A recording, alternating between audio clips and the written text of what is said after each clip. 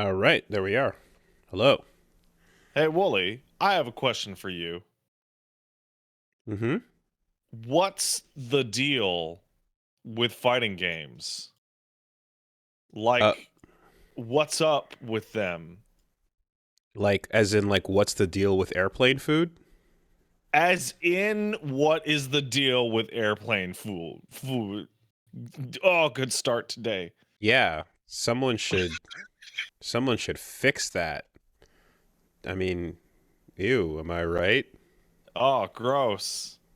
You know what the worst thing that's ever happened to what's the deal with jokes is Mm-hmm. someone explaining to me like a couple of years ago. I went, "Oh, what's the deal with airplane food?" And someone in the chat goes, when you cook food at weird air concentrations and high altitudes, it actually tastes completely different." Mm-hmm. And I'm like, I believe it. bullshit. And then I looked it up and I'm like, no, actually, yeah, food in the sky tastes different. That's why it sucks. But it's also like pre-cooked and it's heated by this one like I feel like the compartment to heat the food up is like next to the engine block or something. And and it just happens to sit right there, and then you kind of get it out and it's like, we have to serve the food now because now is when the temperature is correct, therefore here fucking it's gotten better from the days of the Seinfeld jokes, Yeah. but So have fighting games gotten better since the day of the Seinfeld jokes? fighting games fortunately have gotten better since the They days of have, the Seinfeld. they have gotten slightly better. you know there's some movement, there's some improvement on that front, to the point where there's even TV shows about um, uh, uh, anime girls getting good at fighting games now, right? Is is that another show about anime girls getting good at fighting games, or the first one? Well, the first one, except now it's live action. Oh, okay, that's what that is. So Okay. they announced an adaptation of whatchamacallit, High score girl. not High Score Girl. Um, what's it? Uh, Something. Don't play fighting games, what the fuck was it called? Something girls don't play Girls fighting don't play games. fighting games. That's what it was Young called. ladies don't play fighting games. Yeah, there you go. That one. And they announced a live action adaptation of it, and Aru is in it, who's one of the known Japanese commentators, and Street Fighter V is all over it. Hmm.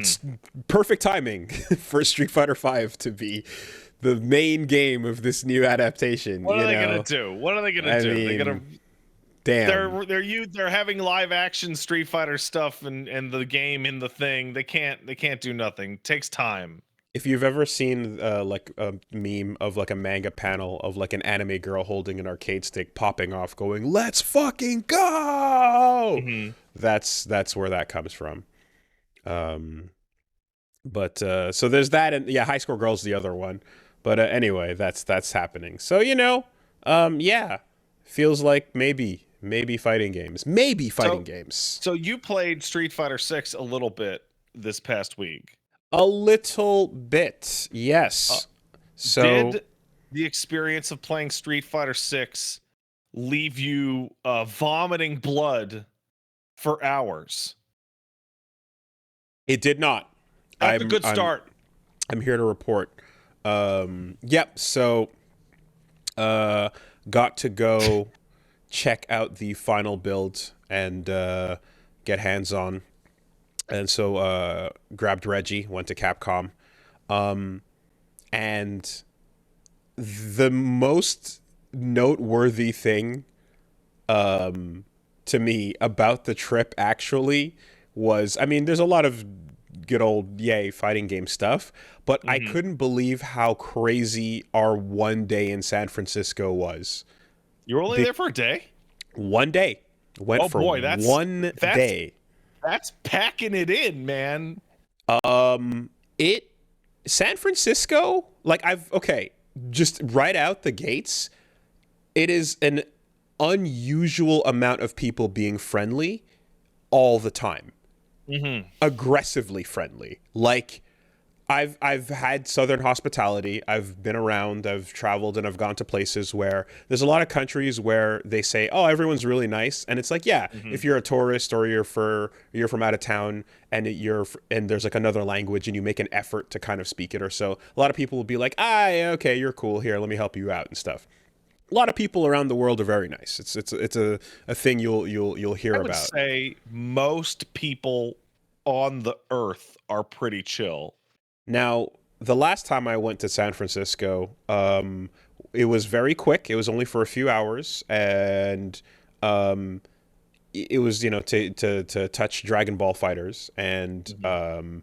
that was the yeah, I should have downloaded the human poop map to tell me about this poop on the ground here that belongs to a So human being. that's a really bad thing for tourists to have to think about going to your city. I mean, there's the part where you see it and you go, "That's not a dog." Right? And then there's the other part where you go, there's an app for this, and I know about it now.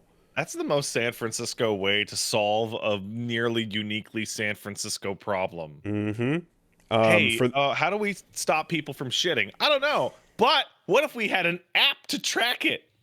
if anyone's unaware of this and is hearing it for the first time, in San Francisco, there's so many instances of human feces on the streets, on the sidewalks, that there's an app to tell you where it is and how to avoid it, because you're probably going to encounter it before it gets removed. That's So, fucking dystopic fucking nightmare thing. not great. But none of that this time.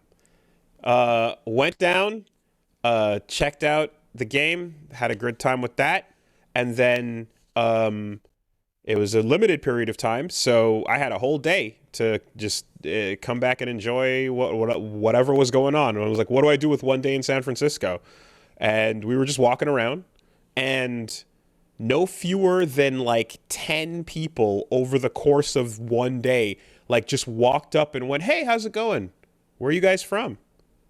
Just what's going on?" And just like, "Oh, hi, what's up?" Oh, Um, that's weird. yeah. And really, just really friendly. And I was kind of like, now I've heard about the LA specific thing of like, cool, by the way, here's my headshot. Put me in a movie, please. You never know who you're Yeah, talking to please. type thing. I've heard of that. Please put me in a movie. But that's not necessarily what was happening here. We just straight up struck up conversations with random people constantly, and they were fun and nice, and just riffing. And some guy walked by and he was like, "Ah, you're trying to make me jealous, trying to make me upset." And I was like, "What?" And because I lost all my hair and look at yours or whatever. We're like, "Ah, sure, man," and Yeah, Americans are super friendly. It's like slightly distressing. Mm. And I was waiting for the turn in many instances to be like, what's the sell gonna be? What's the thing here? And there wasn't much of that really. There was, and like, so Reggie and I were just like, laughing it up and yucking it up with the folks. The uh, um, one thing too is, of course, the if that applies to just people. If we're standing on a street corner, it happens twice. Hmm. We get into an Uber, and then it's get like every Uber driver is going to be a big old conversation for sure. Oh yeah. And so I was like, "Yeah, what do we do?" And I was like, "I don't know. What the fuck do we? I don't. We gotta So again." let me ask you, just to place this in my mind. How Mhm. much you show up at what time? You go to Capcom at what time, and then you're free from what So like. yeah, so basically, like you're like I talk about it throughout the videos that I'm releasing, but it's extremely limited. I mean, I get there like we're basically like getting there for like 9, and we're getting out at 1, and Okay. and the amount of time that everyone's getting to touch the game is they're not letting you kind of just go nuts with it. Everyone's like, "No, you get this much, and then do what you want to do, but then get the fuck," like it's Hmm. very and then Is not somebody only like standing over your shoulder pretty much the whole time? no, but like they're there in the room. It's a Okay. capture event. It's if you've seen any of those, it's kind of just like you have a bunch of stations up, and people are around. You can ask questions if you'd like and such. But for the most part, um, Yeah, it was just one of those things where it was also kind of divided into different sections. So like, the part that where we're capturing free play, training, fighting ground, all that stuff is one part of it, and then there's Hmm. another part where we're checking out World Tour. So like you don't exactly you're not just you're some of it is limited to certain modes in a way, so it's even cut in a little bit even more. So something that is going to be consistent across the board when because there's a lot of people putting out their footage. The embargo was up at 3 a.m. What a This weird time to do that. Yeah, 12 midnight essentially. Um, I thought it was going to be 3 p.m. initially That because seems like it would and so I make thought more it would sense. be, yeah, I thought it would be like, oh, as we go live, I'd be like, hey, what's up? I can talk about what happened. But it was actually this morning, and that's why you got a big rush of Street Fighter 6 content over the last couple hours. I have a bunch of stuff. I put out 3 videos already. I'm gonna put out another couple, but we're gonna, sprinkle to some degree, but I'm not going to be like stinging onto any of that for like a long period of time. Like I want to get Mhm. everyone to see all this shit because there's some cool stuff and a lot of questions in the air. But yeah, so all this to say that like we got out around like 1, and the uh yeah, the weather was nice as it always is because if you live in San Francisco or California in general, you move there to get away from the concept of weather being Yeah, an I have to issue. say I'm kind of dealing with that myself out on the west on this, even my Pacific Northwest, Yeah. because like me and Paige love gloomy, love rain. Mm-hmm. So like British almost. and but it doesn't rain super hard. It's just like it Drizzle. drizzles for like 10 days in a row. Yeah. So like I've had like 3 days of bad weather since moving out here, and then I call my mom on the phone. She's like, "Oh, the ice is destroying the Mm-hmm. city. Are you okay?" I'm like, "Mom, it's sunny. Mm-hmm. I'm wearing a t-shirt." Yeah, and from talking to everyone living there about it, like SoCal and NorCal have their own little, specific idiosyncrasies. Microclimates. But yes, because California is a big ass state, as uh, uh, whatchamacallit, Fred, not Fred Durst, Robert Durst would say. But There's anyway, too much California. almost right. The thing is that like obviously, the while weather is not like everyone who's there is like, no, we have stuff like we had some mudslides, and obviously there's like the fucking fires, and all that Yeah, wild shit. But for the most part, you guys range from t-shirt to light windbreaker, mhm. and uh, everywhere else we're used to. Oh, this is trying to kill you, so put stuff on so that it won't kill you, or Like take stuff off. California and like San Fran exist in a location that don't have to deal with the spring of deception. Mm-hmm. Mm-hmm. Mm-hmm.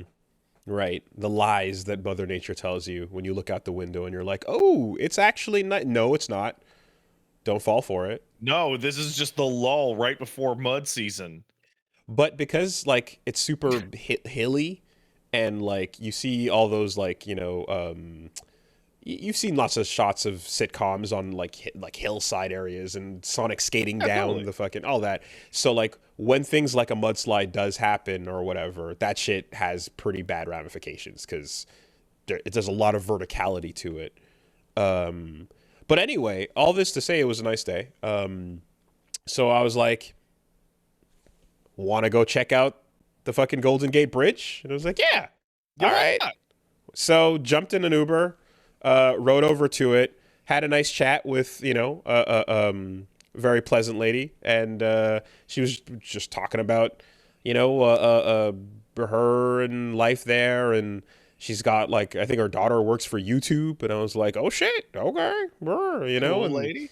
yeah, and uh, uh, uh, Ziba, I believe, and she kind of just was, taking us around. And when we got there, we started to see a bunch of smoke, and we're like, "Uh oh, did we pull in to a fire season Hell of yeah. California?" And it was actually just a really foggy day. Apparently, some days the water and shit just like fogs the shit out of the Golden Gate, so Hmm. it just becomes Silent Hill as you do, and you can't see anything going across the bridge. So I was like, ah, fuck, we wanted to like walk along it That's and kind of a bummer. say we did it, you know. But she was like, oh, you know what? Here, I'll take you to another lookout point. And she just kind of was like, yeah, I know some spots. And she took us to a lookout. And she's like, oh yeah, it's a pretty unique day. And then like we ended the trip, and she's like, I'll get out and I'll chill over here too. And she just kind of took some pictures and we were just like, you know, like hanging out. And I was like, oh wow, okay, that's cool. So you know, we did that, and I did get to taste one of the famous like I hear a lot about there's New York street meat, and then there's Talking about the Mission Burrito? no, there's New York street meat, and then there's California street dogs, right? I hear a lot of good things about the California street dogs, like, you know, basically like a Mexican grill kind of style with onions and a jalapeno and all that shit. And took a taste, and I was like, yeah, I see what the hubbub is about. That's a good dog. That's a solid dog. I still have to give the crown to Meat on a Stick in Brooklyn. I mean, yeah. Meat on a Stick in Brooklyn was the most unbelievable, flavorful, beautiful tasting thing. I can't believe how good it was. It also skips every step of eating food other than eating food. It was insane. I'm like, is that? And he's like, yep, want one? And I'm like, I do. And it smelled great, and I bit in, and it was like, this is just the best. And it's like not even like food truck, just like, you know, right off the fucking grill sticking out of the vendor booth. Anyways, someone walked by. The image of a guy walking around with no cart, and he's just holding sticks that have meat on them in his hands. Like, yeah, it really was one of those like just hachalash moments, you know, with the crab juice and everything. Yeah, but it was unbelievably delicious, you know. And then yeah, someone walks up as was happening the entire time, and was like, hey, how's it going? What's up? Yada yada. We, you know, shoot the shit, and they're like, oh, okay, cool. And then they were just they were turning to, the dude was turning to go to walk away or whatever, and I think like Reggie said something else, and he's like, oh hey, yeah, next time you're in town, you know, you maybe come like check us out. And then like, yeah, hey, he's like pulled out a flyer, and it was like a flyer for like basically nearby there's a black-owned library and like kind of like a BLM area, and like it was this whole kind of thing that was set up. It was like, oh yeah, it's a bookstore you can come check out and stuff. And I was like, okay, cool. So I was checking the address on it, and it's like, oh, actually, this is in Oakland. I was like, ah, yeah, okay. I've you know, heard things about Oakland. Heard a few things about a few Oakland. things. I was wearing my bright, colorful fit. I wasn't quite wearing my Raiders gear, so I was like, maybe what not. Color was it? It was blue and red at the same time, actually. Oh, that's a stupid fucking decision.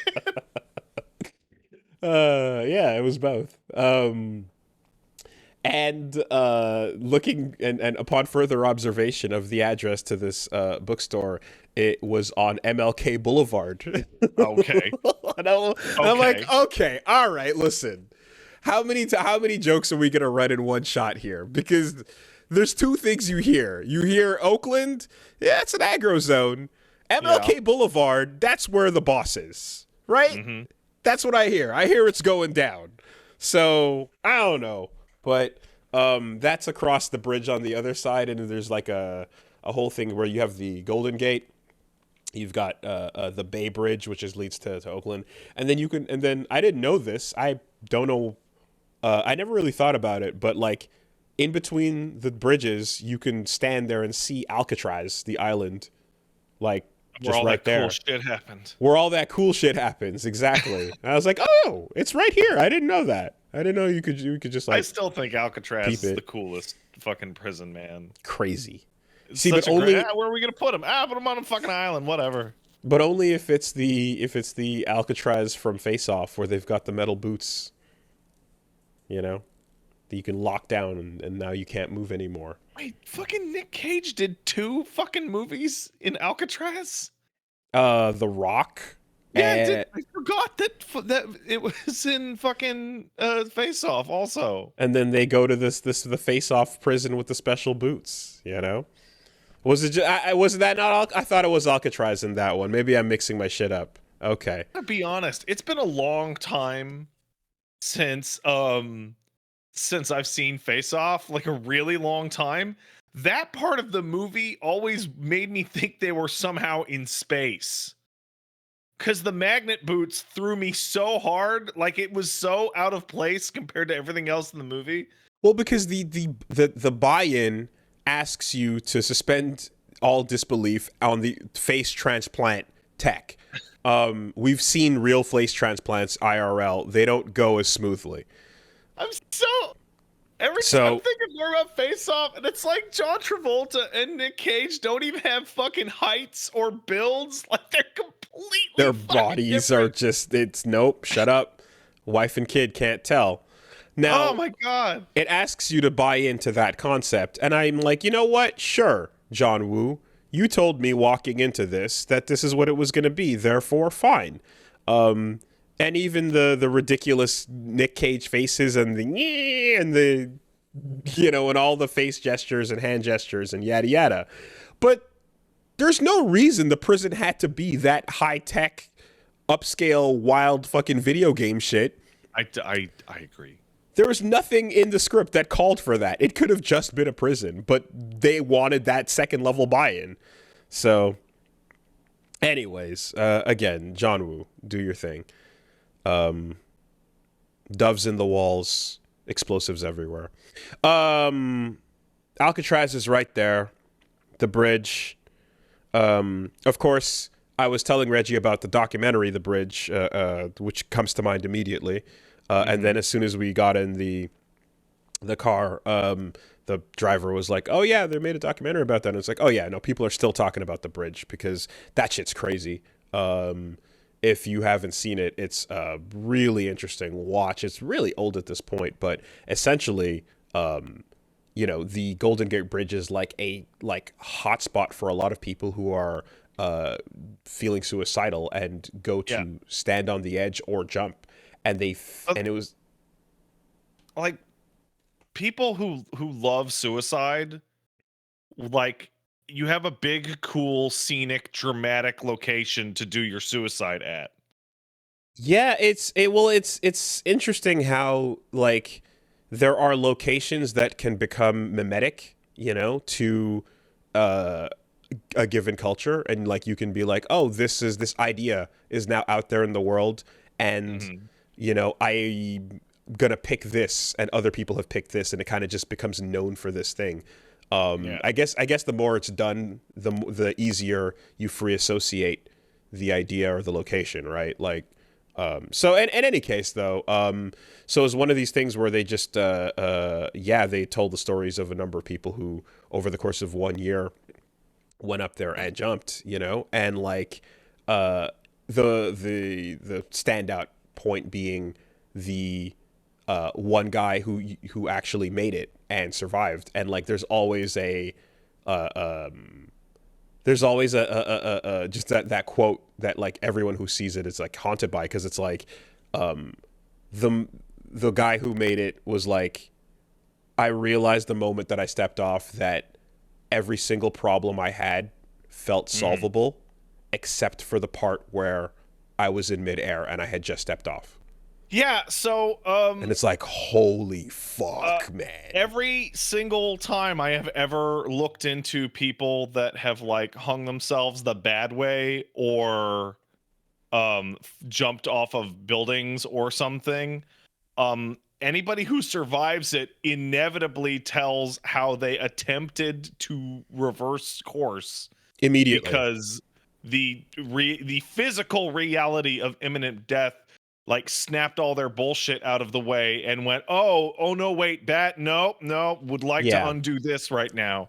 Yeah, that's not, of course, a universal sentiment, but it definitely applies to a lot of people, and it's an interesting thing watching that, you know. And so that's the first, I remember seeing that, and then My only other associations with the Golden Gate Bridge was just like the opening to Full House. You know what I mean? Like I'm like that's about that. So, in any case, that was a wild swerve, but yeah, really nice. Is it?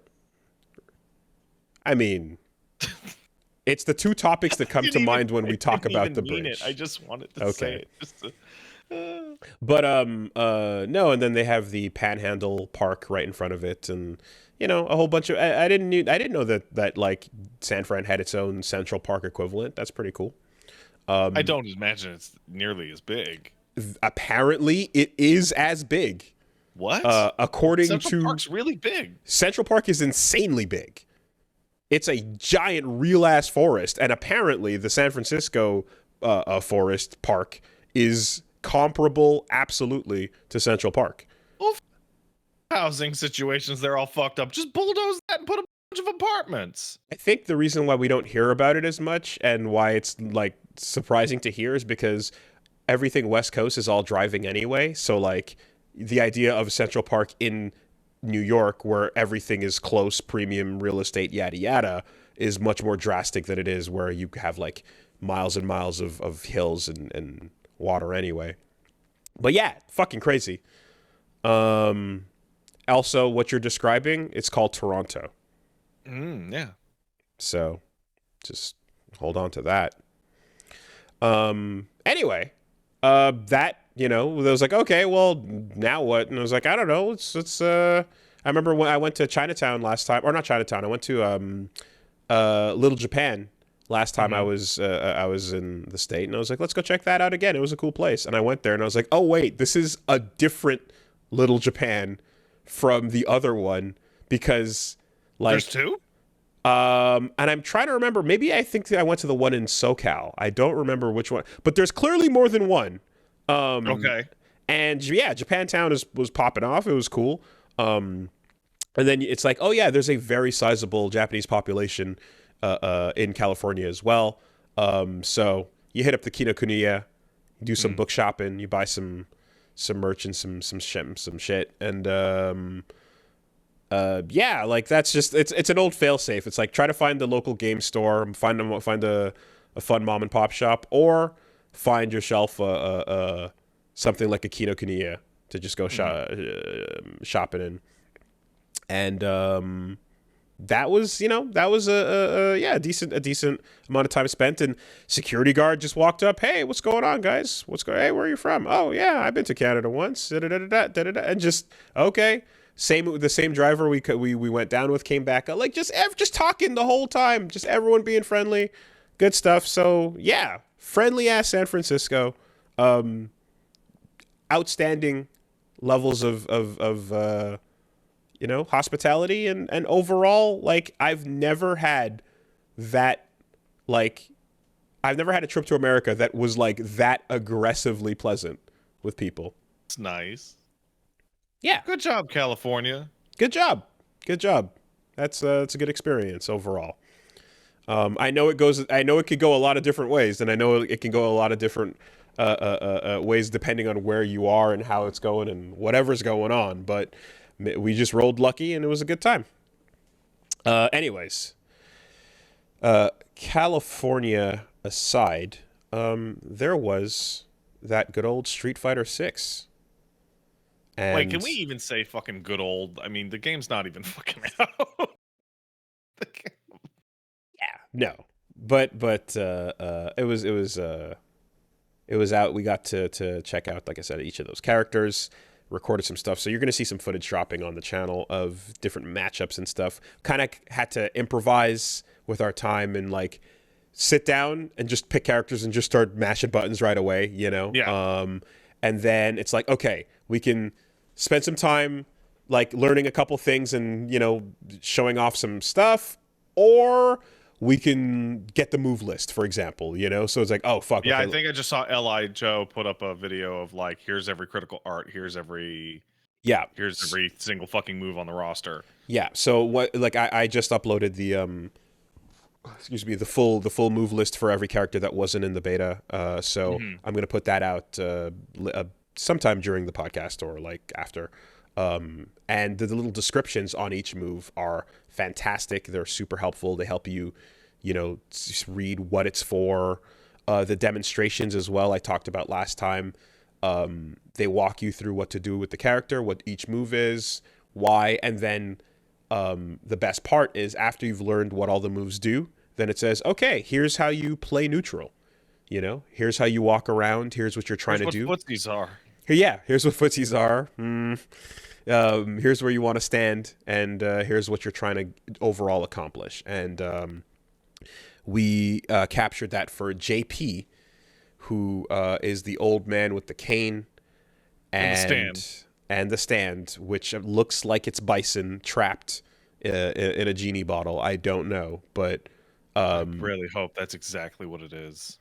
It appears to be the spirit of angry, salty Bison, mad that he couldn't get inside of Cammy's body as a replacement, or Abel's, or Ed's, or the monkey, or Falk. Yeah, the gorilla. Or anyone. Like, he really just... It's like, congratulations, Bison. You fucking died, and you created a bunch of characters who all are like, well, I'm a big, strong fighter now. There I guess. Are so many characters in Street Fighter that are supposed to be Bison backups, and yet he just died. Incredible. Yeah, and so the JP matches, some of those went up in the demonstration as well. I guess I'll start by saying that character looks to be a problem, looks to be terrifying. So that's the name of the video, but what do you mean a problem? Because there's shit that you run into pre-release where you're like, I think this character might actually just be like incredible, and then there's stuff like, I want to say, who the fuck was it? Was it like Deathstroke in Injustice 2? And it was just like, oh, cool, here's the new player Annihilator. Yeah. So when I say a problem, it means this. JP is going to be very popular. You're going to probably fight a lot of JPs online. JP is going to be either like... JP is, if you play JP, you're going to be loving it. You're playing a different video game from the rest of the cast. And if you're fighting JP, you're going to be hating your life because he has access to a bunch of insane tools that no one else gets. The quick and the short of it is, imagine Noob Cybot. Got it. With the way he can shoot out the shadows at you from different like highs and lows and yada yada, but then also Glacius or New 13 or Lambda 12 from BlazBlue, where I can stand full screen and hit you with the shards, and then also the little character like that in fucking Street Fighter now. Yes, and then also the fireballs that I'm shooting out across the screen are actually boxers dashing straights, dashing lows, and dashing overheads. Oh, I'm gonna fucking vomit. You get, but he when he shoots out Bison, he's doing boxer type shit, and also one of them is a command grab. So make sure you recognize what is flying at you, because one of them is just unblockable and is going to grab you and blow you up. And also one of them is a feint, so he can go high, low, overhead, fake, command grab, full screen, while putting up little shards that can spike you on an auto timer, they can spike you on a manual timer, or he can teleport to that point. He can also create two of them to create a point where he can teleport, or teleport shard, or shard teleport, whatever he wants to do. Character. This feels like F-Kill from Dive Kick. Feels a bit like a boss character. That is I would accurately say that's likely what's happening here. And that ain't even the half of it. He's got a reversal, which is a fully invincible getting off the ground counter, where he just flashes, and if you touch him, it absorbs whatever you do, you freeze, and then a little tracking mine flies towards you and then blows up when it hits you. It doesn't hit you immediately, but it takes a second, which forces you to stop whatever you just did and Oh, block jeez. what's happening, right? He can do 2 of those if he does the OD/EX version. And if the thing you did was slow enough, like for example, I don't know, Blanca's level 3, Right. he can just tank it, pause, throw the 2 out. Level 3s are slow enough that the recovery means both of the bombs hit, and then he can do a full combo and do whatever he wants to you, Does he? including his level 3, which, you guessed it, teleports right in front of you wherever you are on the screen and just Are you hits you. serious? Yes, like Goku instant transmission, Phoenix Wright, you're Like a guilty. fucking like functional maximum Boop. spider? Like just oh, they're open. I'll do it. Now it has a startup, so it's Yeah. not like the moment it happens, you're always guaranteed to get hit. But he will teleport anywhere, anytime, no matter what's going on, and go right into a level 3 on you. So good luck dealing with that, Kit. I don't wanna. Oh my god, it's insane. It's just kind of insane. And you put it all together and it's going to become, oh yeah, by the way, he's got a level 1 which is just a really fast strong fireball that'll interrupt whatever unsafe, untrue Yeah. pressure Does you're like putting the on him. cross slash. And he's got a level 2 where he just puts a bunch of screen pollution around you, and then after a couple seconds they just start flying in all directions. And 2 of the things that hit you from above are overheads that you cannot block while crouching. So his level 2 turns him into Arakune from Blaze Blue for 5 seconds. But I, you're still playing Street Fighter. Yep. Yep. Still playing Street Fighter. And he can still teleport. He can still mix you up. He can still go into that teleport level 3. He can still counter whatever you do. He can still drop That's behind you. zany shit He can for overhead fucking you. Street Fighter, isn't it? I mean, unbelievable. It is a insanely uncharacteristic Street Fighter character. He's an anime character dropped into the world of SF. I'm watching it and you're describing it, and it almost feels like Magaki from fucking KOF 11, the fucking screen pollution purple freak, but just put in Street Fighter. SNK boss syndrome is a term used to describe how unbeatable SNK bosses tend to be in the old arcade games. When you put the CPU up to 8 and you make them cheat with the handicap, of course they get close to that. Add this to the mix with this kind of character that stands back and just destroys you from full screen the whole time, and that is 1,000,000% as bad as Orochi, Magaki, all of the SNK bosses that you had to fight over the years. That, like, it fits right in there with your bullshit Omega Rugals and yada yada. So I'm jealous of Gargos. So yeah, no, just a fair warning about that. This character, like, that is the most standout thing about the character. And there's obviously, like, there's a full cast. There's a whole bunch to it, and so what we're gonna actually do is we have the footage that's gonna be coming out, and then to this week we're going to do a stream where we just talk overall, discuss in depth each character and what we saw, and answer any questions if anyone has them and stuff. So I'll put that up on the schedule. But we're just going to do a general Q&A about, any of the cast and any of the stuff. Because there's the general level of, like, oh, this World Tour shit is wild or whatever. And then there's the, like, oh, what's the frame data on this move or that? So, whatever your fancy. We're going to be doing one of those tomorrow. Overall, Oh my god! So I'm looking at your footage, and I just saw Blanca just suck do the level 3 and just get fucking punked out by the orbs. Yep. That feels fucked. It's crazy, man. Blanca, my boy is there.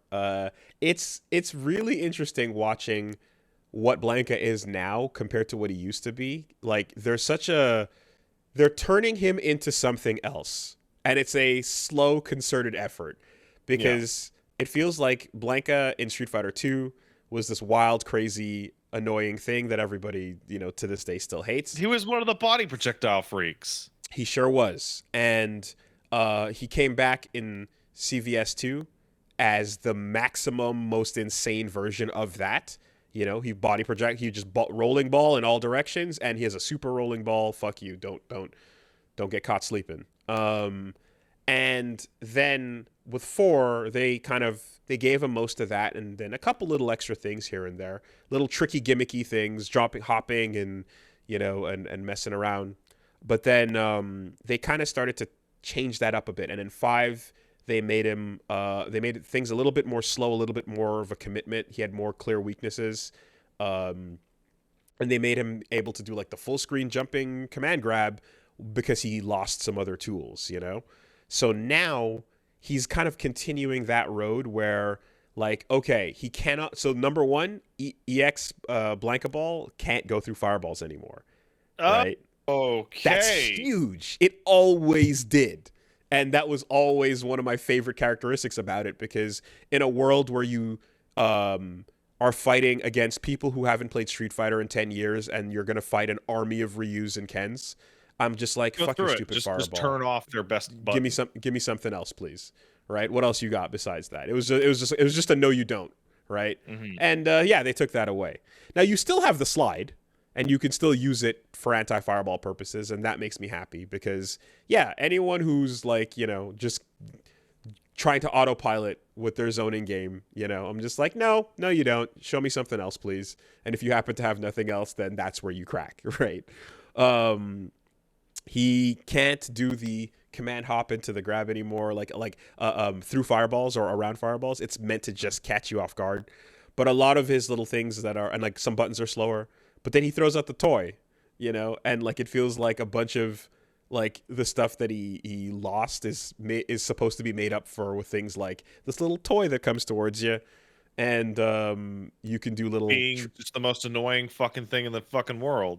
Maybe, but you say that having not fought JP yet, right? Yeah. It's funny because both the characters that you've mentioned now are both characters that do something that Street Fighter doesn't usually do, which is what you called it was screen pollution. Screen pollution. I'm just gonna put bullshit. I'm just gonna put fucking bullshit all over. I mean, like, so Minot got close to that with like the ball and the orbs. The ball had to be controlled. Positioned. It wasn't just random bullshit go. Yeah, V-trigger activation was random bullshit go, but it was like to a rhythm that they would then try to confirm their hits off of, right? Mm-hmm. But yeah, no, there definitely is much more towards that archetype of screen pollution character in anime games. That's been a thing, and so yeah, this is Street Fighter's joining the likes of that. Everyone's gonna have to deal with that.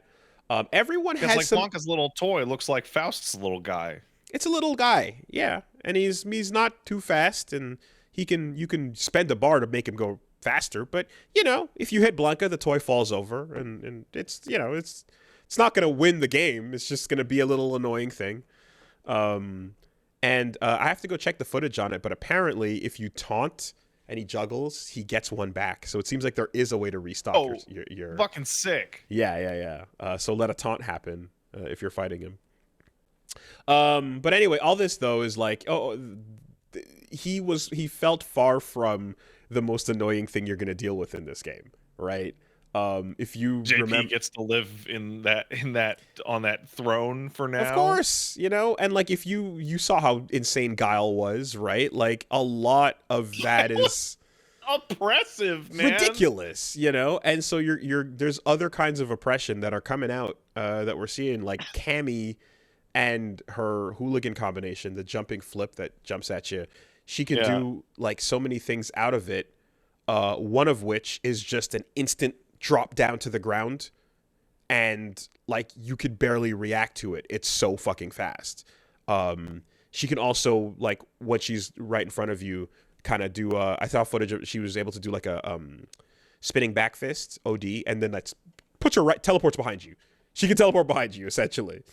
Like it just, you're gonna notice that a lot of the roster is gonna fucking freak you the fuck out. Characters are bullies in this game, and they're allowed to be. When we were talking about it a long time ago, right after we first got a hold of the beta, was everybody seems to have almost everything they have ever had, and sometimes they get a little new thing. And it's fascinating to hear you talk about like JP, a character who's brand new and Hmm. doesn't really fit on top of a like because even like Jamie is like Yun Yang Fei Long, Hmm. right? Like he there's pieces that you can put on him. Yeah. JP seems to be something that's like kind of new, and it's like, well, he doesn't have a history to draw from, so they just gave him a big pile of bullshit. Yeah. That seems to be the rule with all the new characters is like give them a bunch of bullshit. And something that fighting games do as well is there'll be archetypes where they introduce a new system to the game and then they'll have a character that abuses that system or like, can break it. Marissa plays that role in this game because or Marisa as she's pronounced. Big She lady. yeah, she breaks the drive impact with multiple moves. She can do. Oh, she gets to ignore the system. She gets to smash you to the wall for doing drive impacts predictably. So what 100%. moves go through that? Like her rush punches, like her. She can do so she can do the charged gladius. That's the straight punch. She can do the EX jumping punch, the kind of like Troy Brad Pitt thing, Mm-hmm. Um, Yeah. and the EX step kick, the Sparta kick, just break the armor completely. So, yeah, throw those out in neutral to try and Just like catch something. I don't want to play this part of the game with you. And the Superman punch that she does is safe. So if it gets blocked, it's still your turn. It's your pressure, So, yeah, she breaks that drive system, Furthermore, if you block her fully charged double punches, like she's got every one of her punches, like light, medium, heavy, is a 2-hit combo. And you can charge down like the heavy buttons. When you do, you lose, if you're blocking, you lose a pip of drive for blocking it. Okay. Right? So she's here I to want to scare play the this shit character. out of you. This is the character I want to play, the new character that I want to play as the most. She's She's so big. so big, and she's a bully, and she's gonna bully her way through, and catch you sleeping because then she goes into the Scutum stance, which is the guard up, and then you can command grab. Boom! You can get the kick. You can get the double hit. So fun, and yeah, overall, just a bully. I was not expecting to dig Lily Hawk as much as I did. Lily Hawk was a lot of fun. Yeah, she was a lot of fun. The main thing that I liked about her is that she kind of backs off and does her wind charge to make her like T-Hawk moves better. So she's got like Condor Dive, Condor Spire, which goes straight, and then like I saw High Fight break it down where when she had the wind charge, her straight dash Condor move, I forget which one that's called. Spire. Spire was safe instead of not, which for a character with a nice command grab feels great. So I did some of those. Reggie was playing Geef. He blocked and he would SPD them immediately. And then when I put the wind on it, I did it, and I did my SPD at the end, and mine came out first. Yeah, because you'd probably recover like 1 frame faster. Exactly, right. So that's all the difference in the world. All the that's difference all you in the need. world. So that was a lot of fun. And then something that there's characters who have moves where they have to step back and up and like buff themselves. Like Jamie takes the drinks, for example. For her, what was really nice is if you do the light version of the wind install, it's like she spins it and then she gets a stock. If you do the medium or heavy version, she does an attack at the end. And if she does the heavy version and you hold the button, she keeps spinning, maxes up her stock, and then when you release it, she swings. So if you see her doing her little like step back to buff and you try to run in on her, she might do the attack and knock you back. She's gonna Goku you. Yeah, and so that's a nice little thing about it. That is not just you're leaving yourself open, Then of course, yeah, Geef is around. Geef has no green hand. He doesn't need it.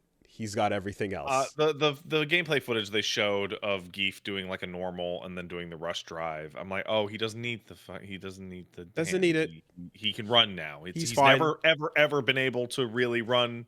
He Now he can can run. he can teleport across the stage with the drive rush system. He can use his size to. So right before one of the last things we did was Reggie in training mode grabbed Dhalsim and did a full screen just Dhalsim button, Yeah. and then with Geef, perfect parry into drop kick, and from full screen, Dhalsim ate it. So the limb coming back just bodied, right? So Okay. like that's you can't grab his limbs like an SPD like you could back in the day, but you can absolutely That was perfect always parry the and blow them up. stupidest shit in the world. Even I thought that was dumb. And yeah, the ability to just running bear grab with the armor. He's got the SPDs. He's got the air Borscht Dynamite, which is the air spinning pile driver. He's got which he can do as low to the ground as possible. How's the kick counter? Because that move used to be a piece of fucking shit. Still seems pretty stupid, but we didn't really mess around with it. Okay. Like it just the applications are so situational that it's like I don't know why this came back, but whatever. Yeah, like he's got the Still got fucking his spin. lariats? He's got the lariat. He's got EX lariat, right? How the fuck do you do the EX lariat? 2 punches for normal, 3 punches for EX or Oh, OD that's lariat. gonna be. Oh, Yep. that's gonna be real fucking hard to unlearn. Yep. So he's got that now instead of like kick lariats instead,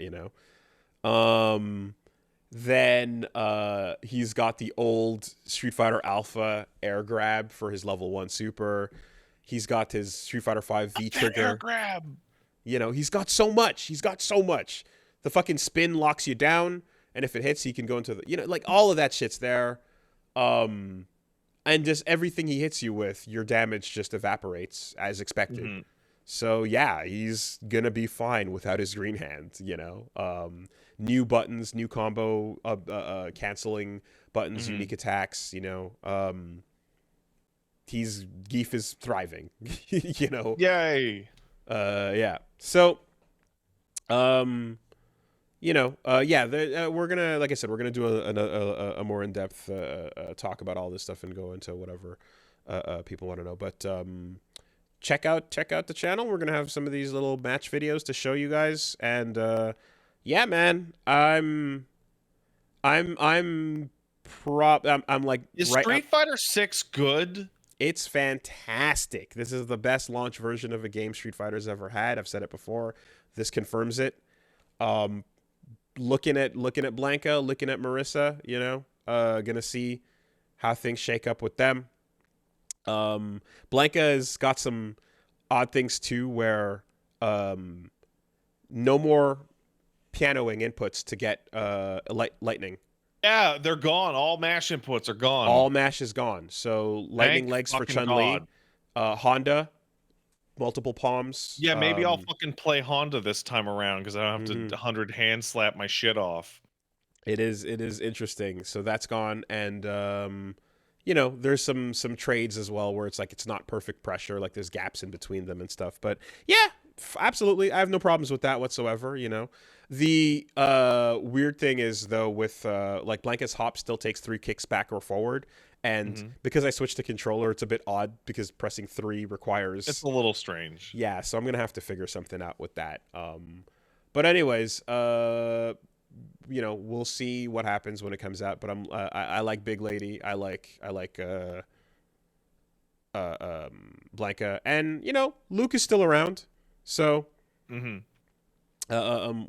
figure it out. Whatever feels good. DJ's got some scary, stupid, crazy shit. He's just gonna win every fireball war. Yeah, because he's got. He throws 2, right? So heavy he throws out 2 for free. Medium punch he throws out 1. Light punch he fakes it.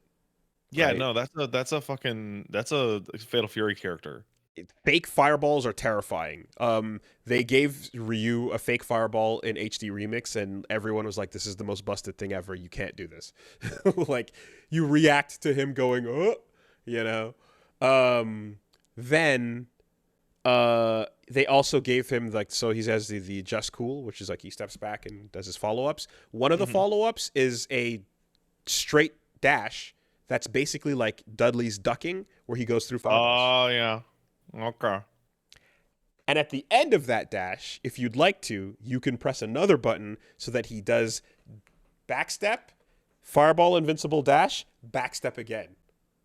So if you time it, you could, in theory, go right through something that was late, and then they go, I'm going to Shoryuken you. And then you go, no, you're not. And then what? Oh, that's so annoying. That's so fucking... DJ is gonna be very scary as well, you know? And his level 2 is like a big old, like, input all the buttons manually to do the rhythm finish little mini game as well. Everyone's got some fun stuff, man. Everyone's got fun stuff. Menon, you know? When you do her command grab, it makes her stronger. And when you get to level 5, which is 5 grabs, and they stay for the entire game, anytime she lands a command grab on you, you lose 37% of your health. That's a lot. I mean, realistically, that's like in the final round only, but that's still scary. Not in some of the footage I recorded. Does she have ways of getting it that is not necessarily the command grab? I had no. She does have to land the grab, but I had a match where by the end of round 1, Reggie got to level 5. Make no mistake, you're gonna get grabbed, and that doesn't go away. It's like getting hit with a super, but it's free. You don't let her land it. You know. Right. So, anyways, Street Fighter 6. You know, fuck yeah.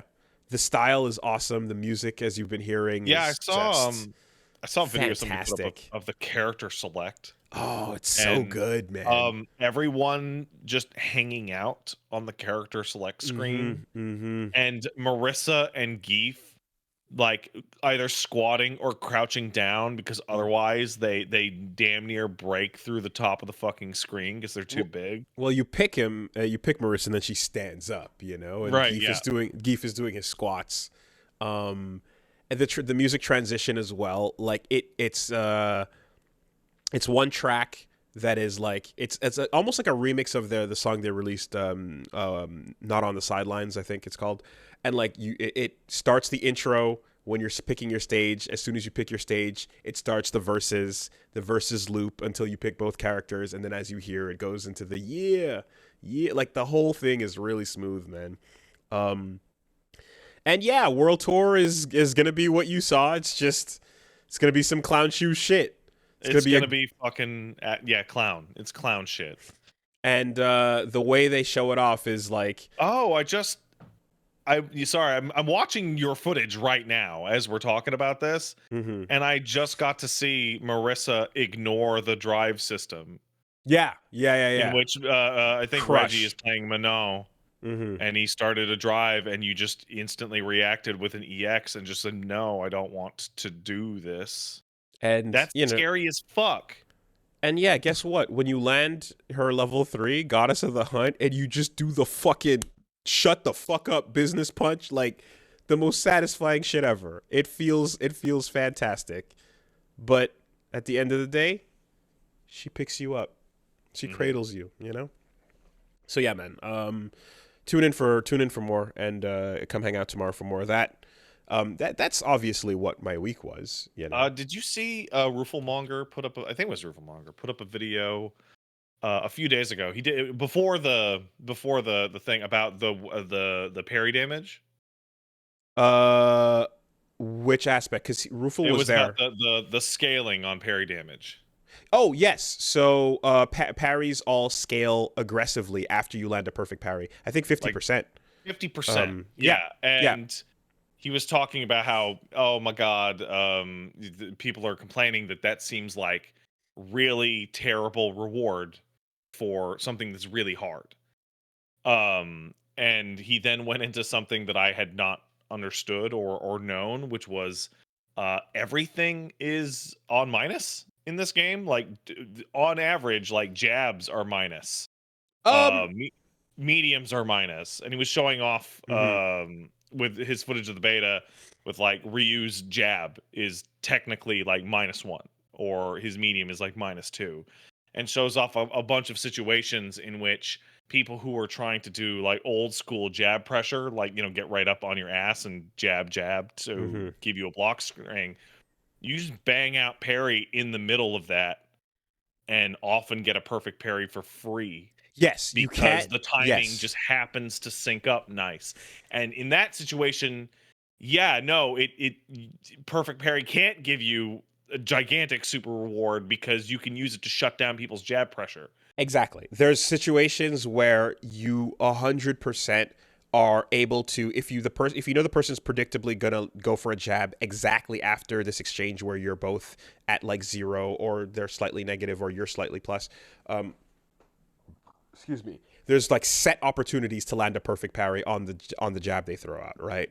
The other thing too is they happen, and they happen in often enough in such a way where it's like you see some of the situations where it's like no, it makes sense that it scales down that much, especially when you land a level 3 at the end of it, which A has minimum scaling of 50% as well, Mhm. and B takes off 2 pips of your drive. When you get hit with a critical art, you lose 2 pips of drive. When you get hit with a non-critical art level 3, you lose like 1.5 or so. So you're already getting forced into burnout in a ton of situations anyway. um, it actually makes sense in the flow of the fight for things to Mhm. scale down. And if you take a look at a lot of footage, you'll also see this. Perfect parries are not a free excuse to do whatever you want after you land it. Mhm. Because if you parry a big, heavy button, you get to do a big combo as a result of you recovering immediately, and then they are still They take throwing their forever. arm Yeah. out. But if you parry a jab, you can't do a big long combo at the end of that. Yeah, you have You to do have something fast. you have to do something fast in exchange, right? A lot of the time, I remember like it's like if you don't land if you don't recognize what you're perfect parrying, then you're gonna and you press too slow of a button, you get no reward. Mhm. So it's also about how fast you can recognize what you just parried and use the right thing for it.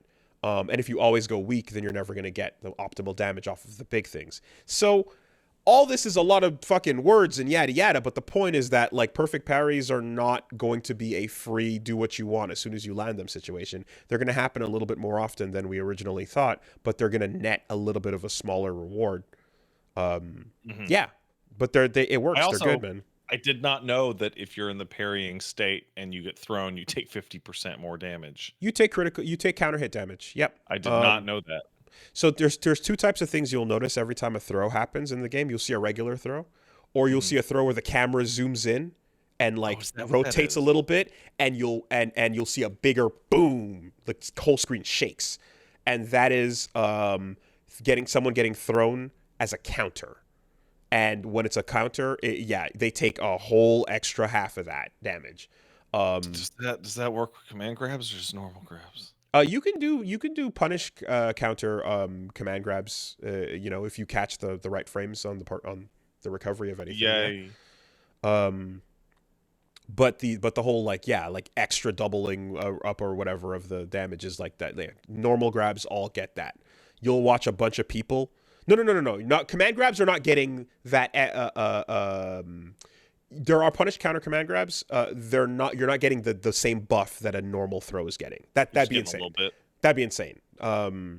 But they're I know that they're in they're listed as punish counter state. Mhm. Um, but you'll watch people be at like what looks like maybe 9% or 8% health, and it's a decent chunk, and then they'll eat one of those and then just die from a regular throw. Hey.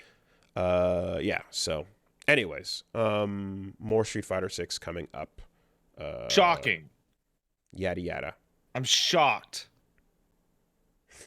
But yeah, that's it. San Francisco and 6. If you'll excuse me, could we take a quick bathroom break? Sure. BRB.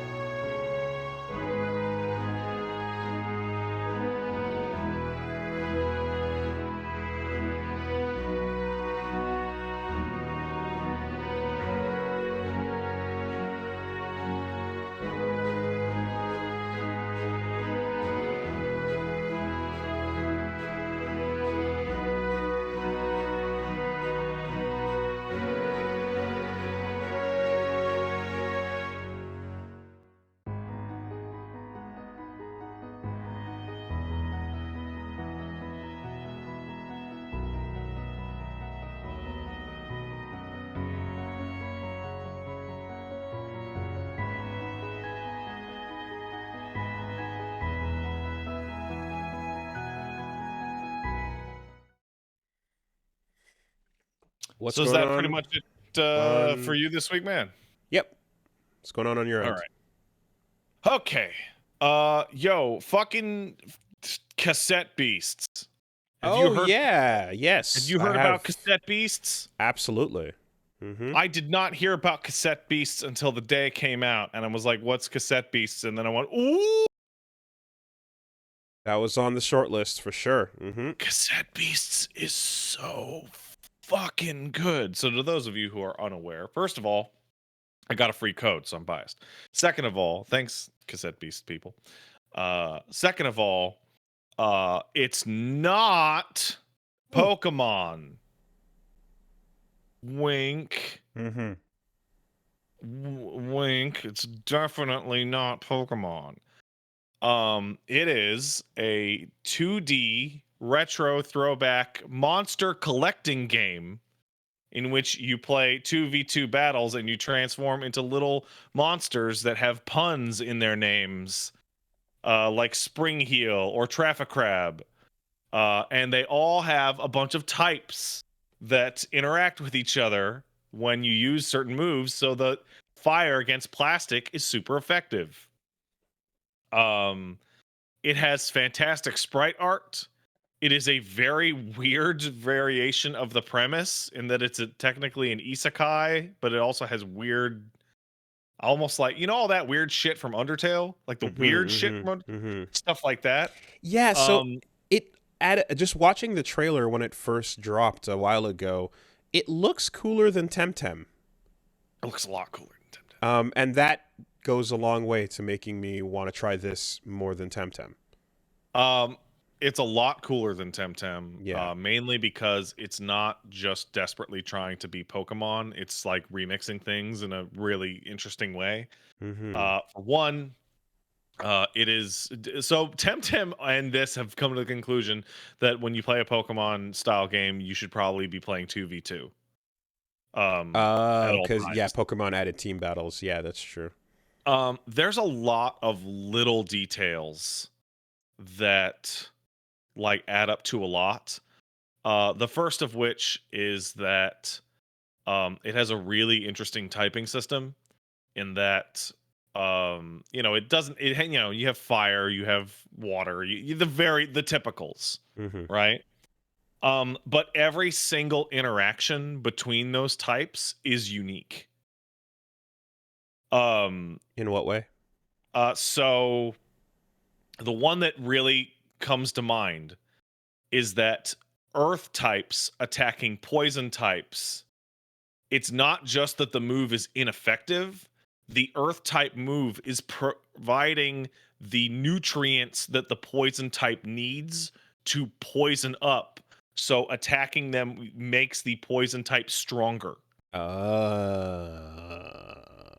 So Okay. like a type disadvantage doesn't just mean you're doing more damage, you're also actively buffing the person you're attacking. If that's the interaction between the two. Interesting.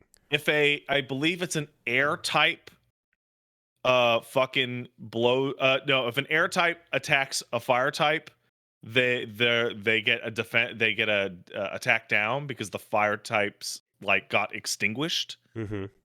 But if a fire type attacks a air type, the air buffets the flame away and creates a shield in front of them for multiple turns in which they take no damage. It's a pure shield.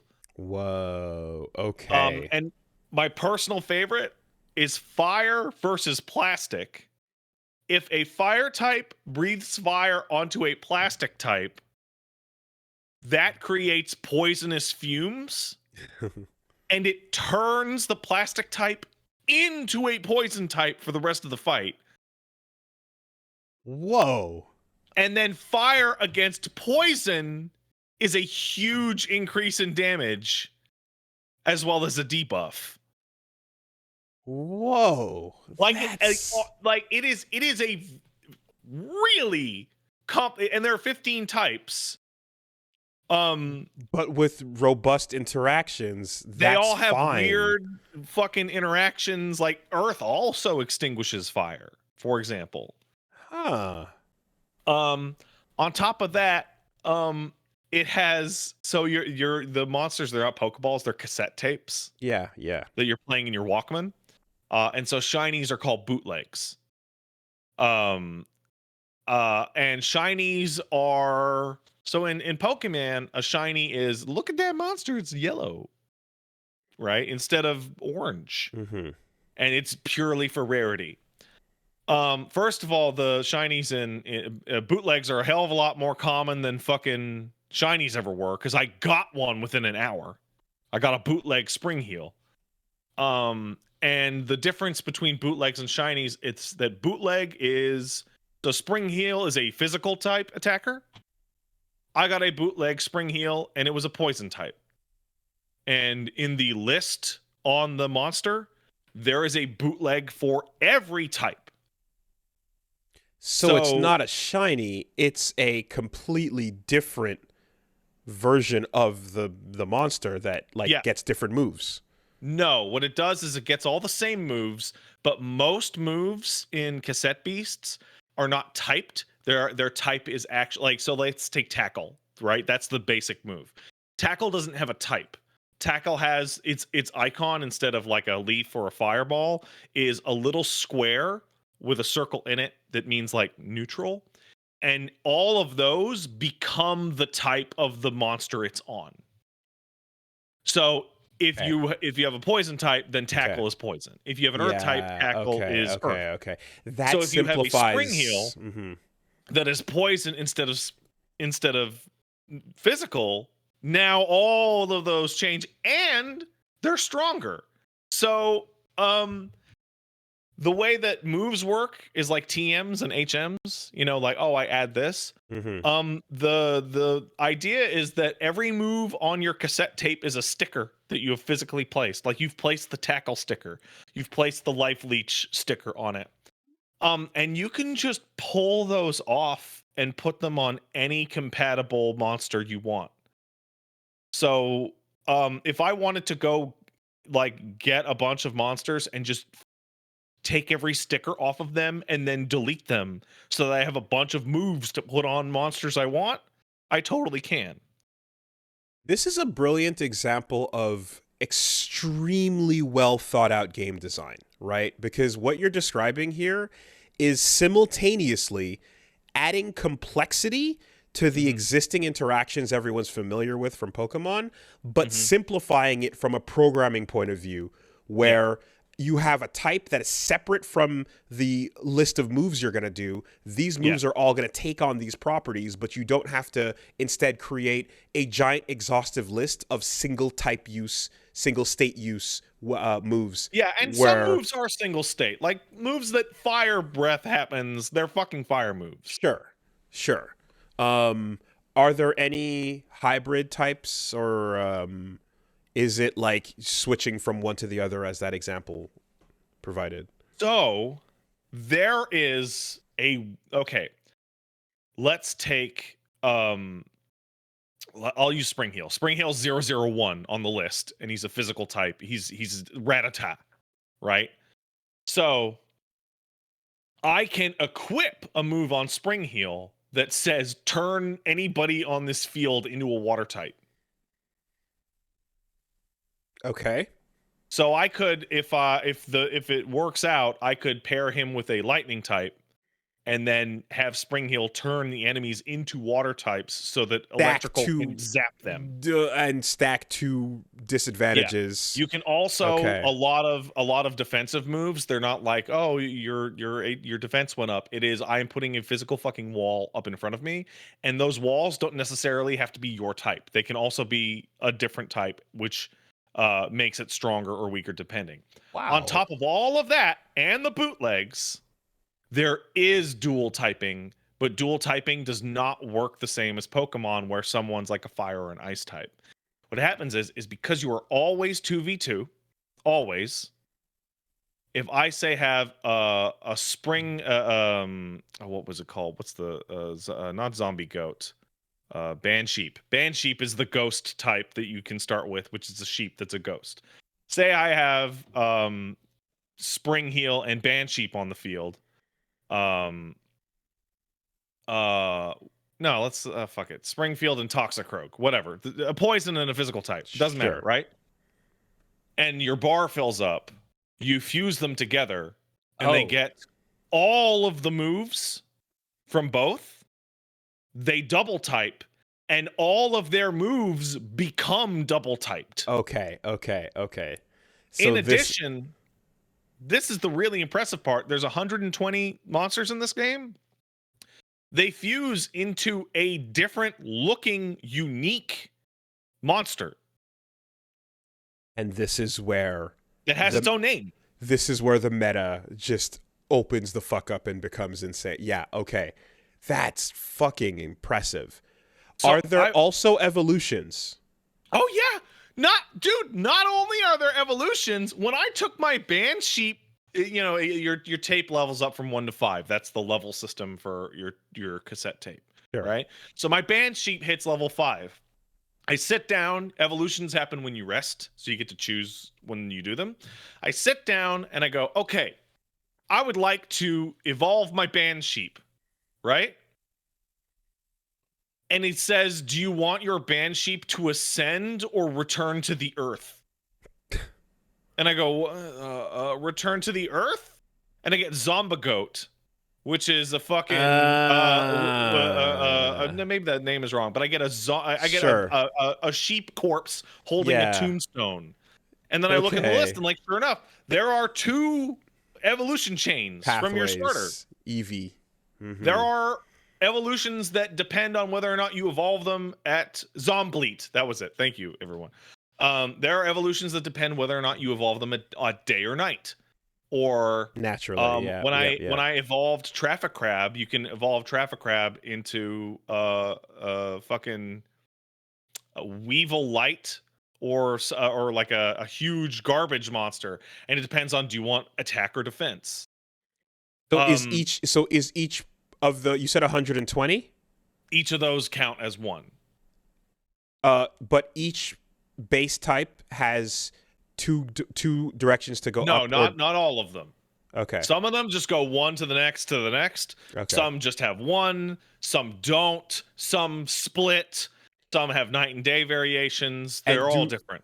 And do they go, let's say, up or down, and then there's a third form? Or is it... so Zombleat has a third evolution, which is the final form of Banshee that's returned to the earth. Okay, And then yeah. Ascended Bansheep has a third Yeah, evolution. yeah. War So like, Greymon, your starter has 5, Angelomon. Mm-hmm.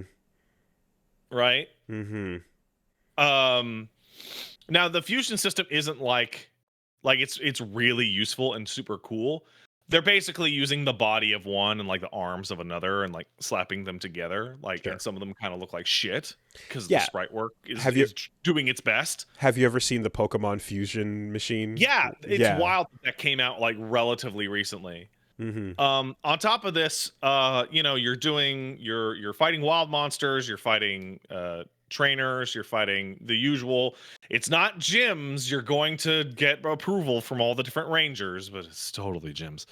But I also found a bunch of other cool little things.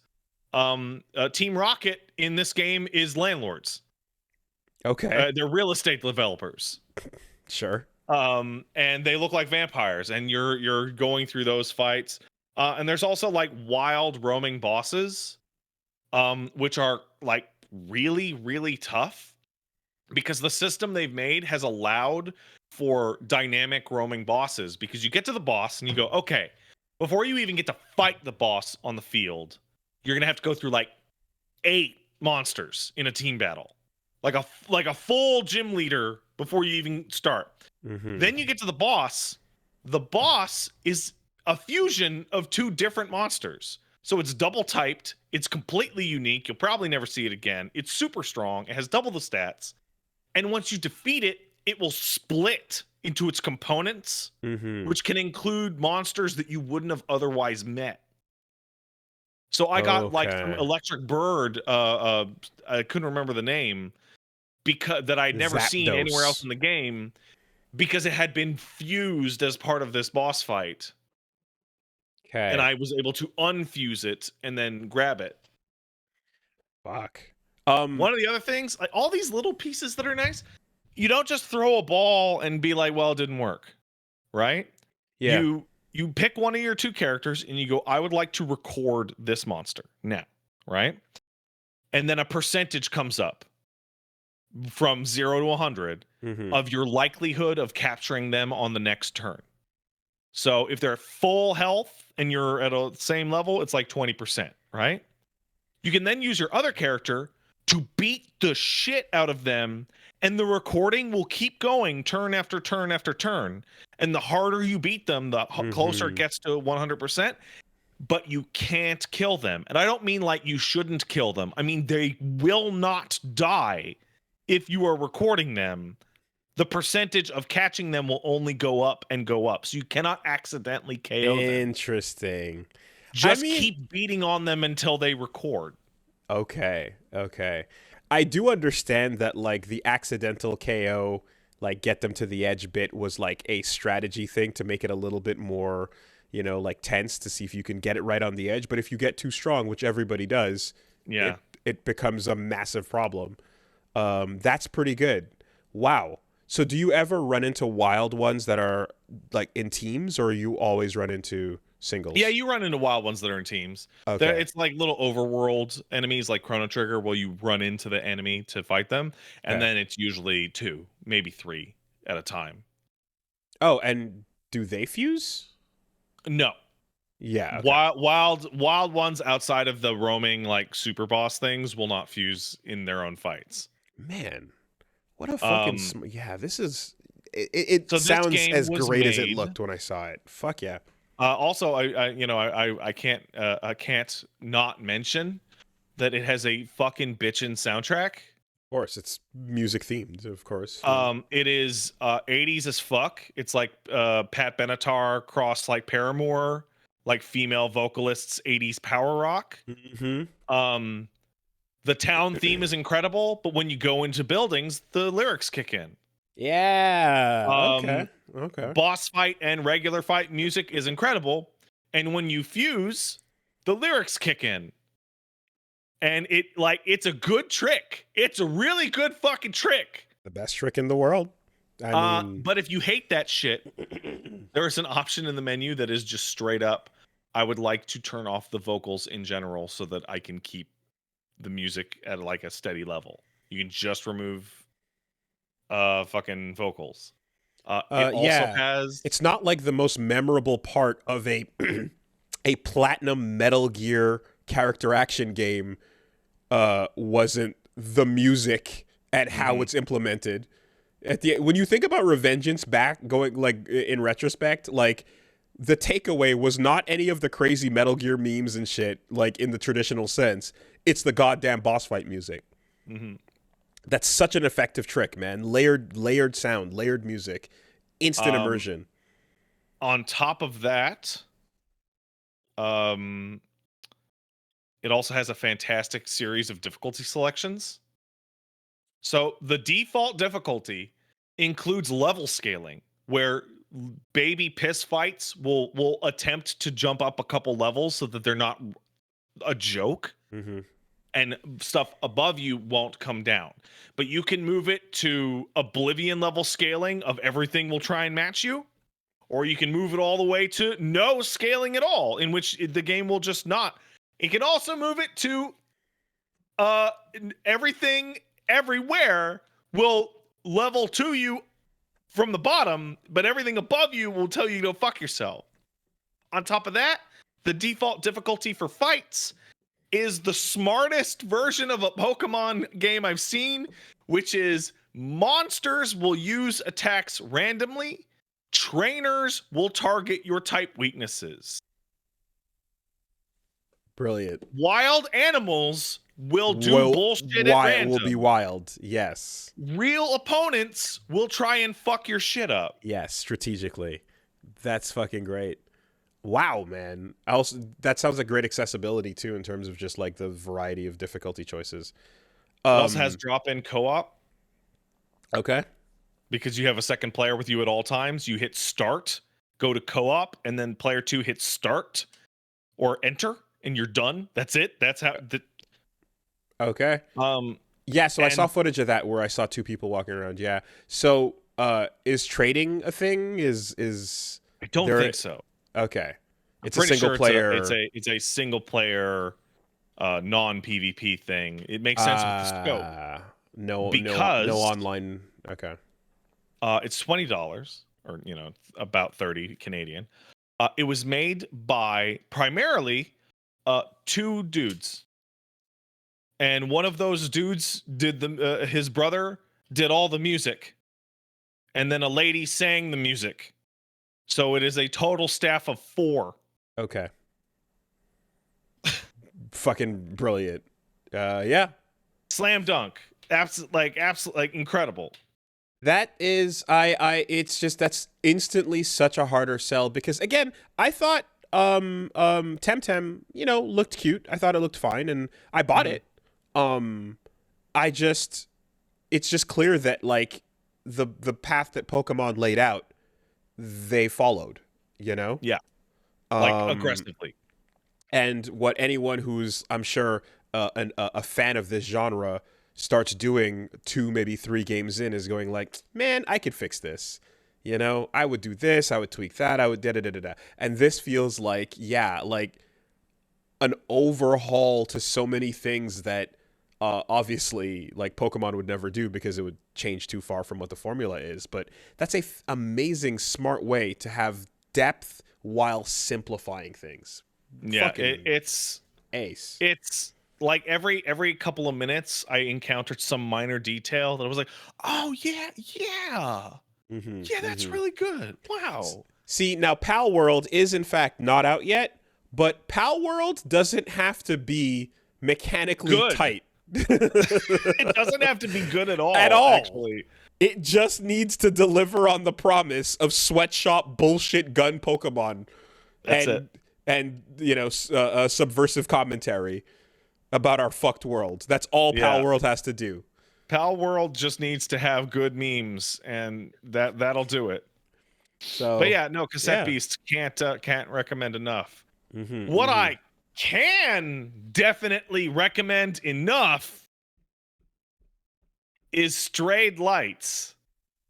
Okay. Which you brought up on the podcast 2 weeks ago. Strayed Lights is the hyper light drifter looking journey-ish parry fighting game Yes. adventure thing. Yes. Strayed Lights is fascinating because Third person, two types of parries, attack and beat them regularly, or parry only passively and then beat the boss in one hit. yeah, I saw folks describing it as Sekiro and the Blind Forest. Okay. Visually, that makes sense. That also sums up like its biggest problem. It is not peanut butter and chocolate. It's peanut butter and eggs. Oh. Like the two great tastes that just don't work at all together, because it's wanting you to do frenetic parry combat with like soothing massage music and plants and happiness and wondering, and it is so totally tonally, it just doesn't work. It just doesn't work. And also the controls and the feeling of parrying don't feel good enough. Like for a game that parry is the first button, dash is the first button, parry is the second button to actually interact with enemies. The parry feels okay. Is this a bit of the Wulong thing again? No, the Wolong parry was not to my taste, but it was good. This parry is okay. It doesn't have a big enough effect. It doesn't have a good enough hit stop. It just, because they want it to be like smooth and like relaxing or something. It just doesn't feel right. Like I was chasing a boss and I was doing a boss fight to like this super chill music in this beautiful forest. And I'm like, I'm not excited and I'm not relaxed. Okay. Right? That's interesting because I guess the trailer shows off like a bit of the world, and some wall climbing and stuff with like, you're orange and there's a blue little thing or so. But then the boss fights, they look like in terms of like what's coming at you, that looks like a Souls like sequence of attacks swinging your way, and you're rolling and parrying through them.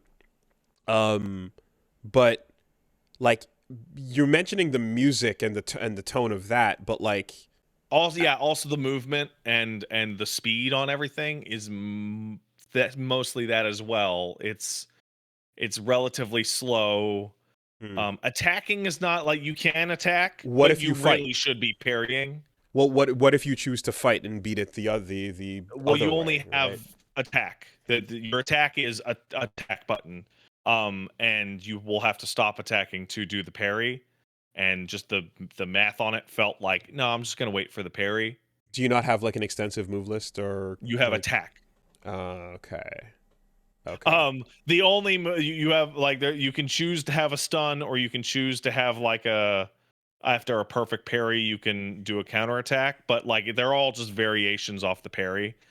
The attack in that game is filler between parry. It's like chip damage. Okay. So on And paper, the concept sounds fucking and radical. it just it just doesn't work. Like I played it for like 40 minutes and was like, I am so bored. I'm so like I found it just so dreadfully dull. Damn. Which Okay. yeah, no, very disappointing.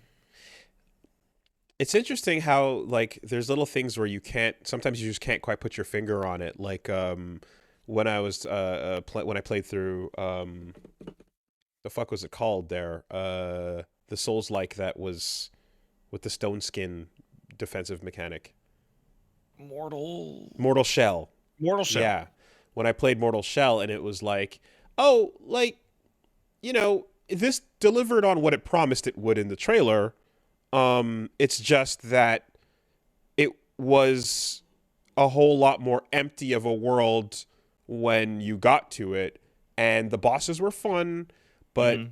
there's little things of jank here and there that kind of make it like if they had more time, money, budget, size, yada yada, whatever, insert, if this game had the ability to make more of itself, more time in the oven, um, you wouldn't have finished it and kind of felt that kind of like nothing that you kind of felt hitting the Yeah, credits Mortal on it, Shell you know? was like, hey, look, it doesn't feel as good as any of the other good games in this genre, and I'm just constantly trudging through the ugliest, most dull shitholes a developer has made in a while.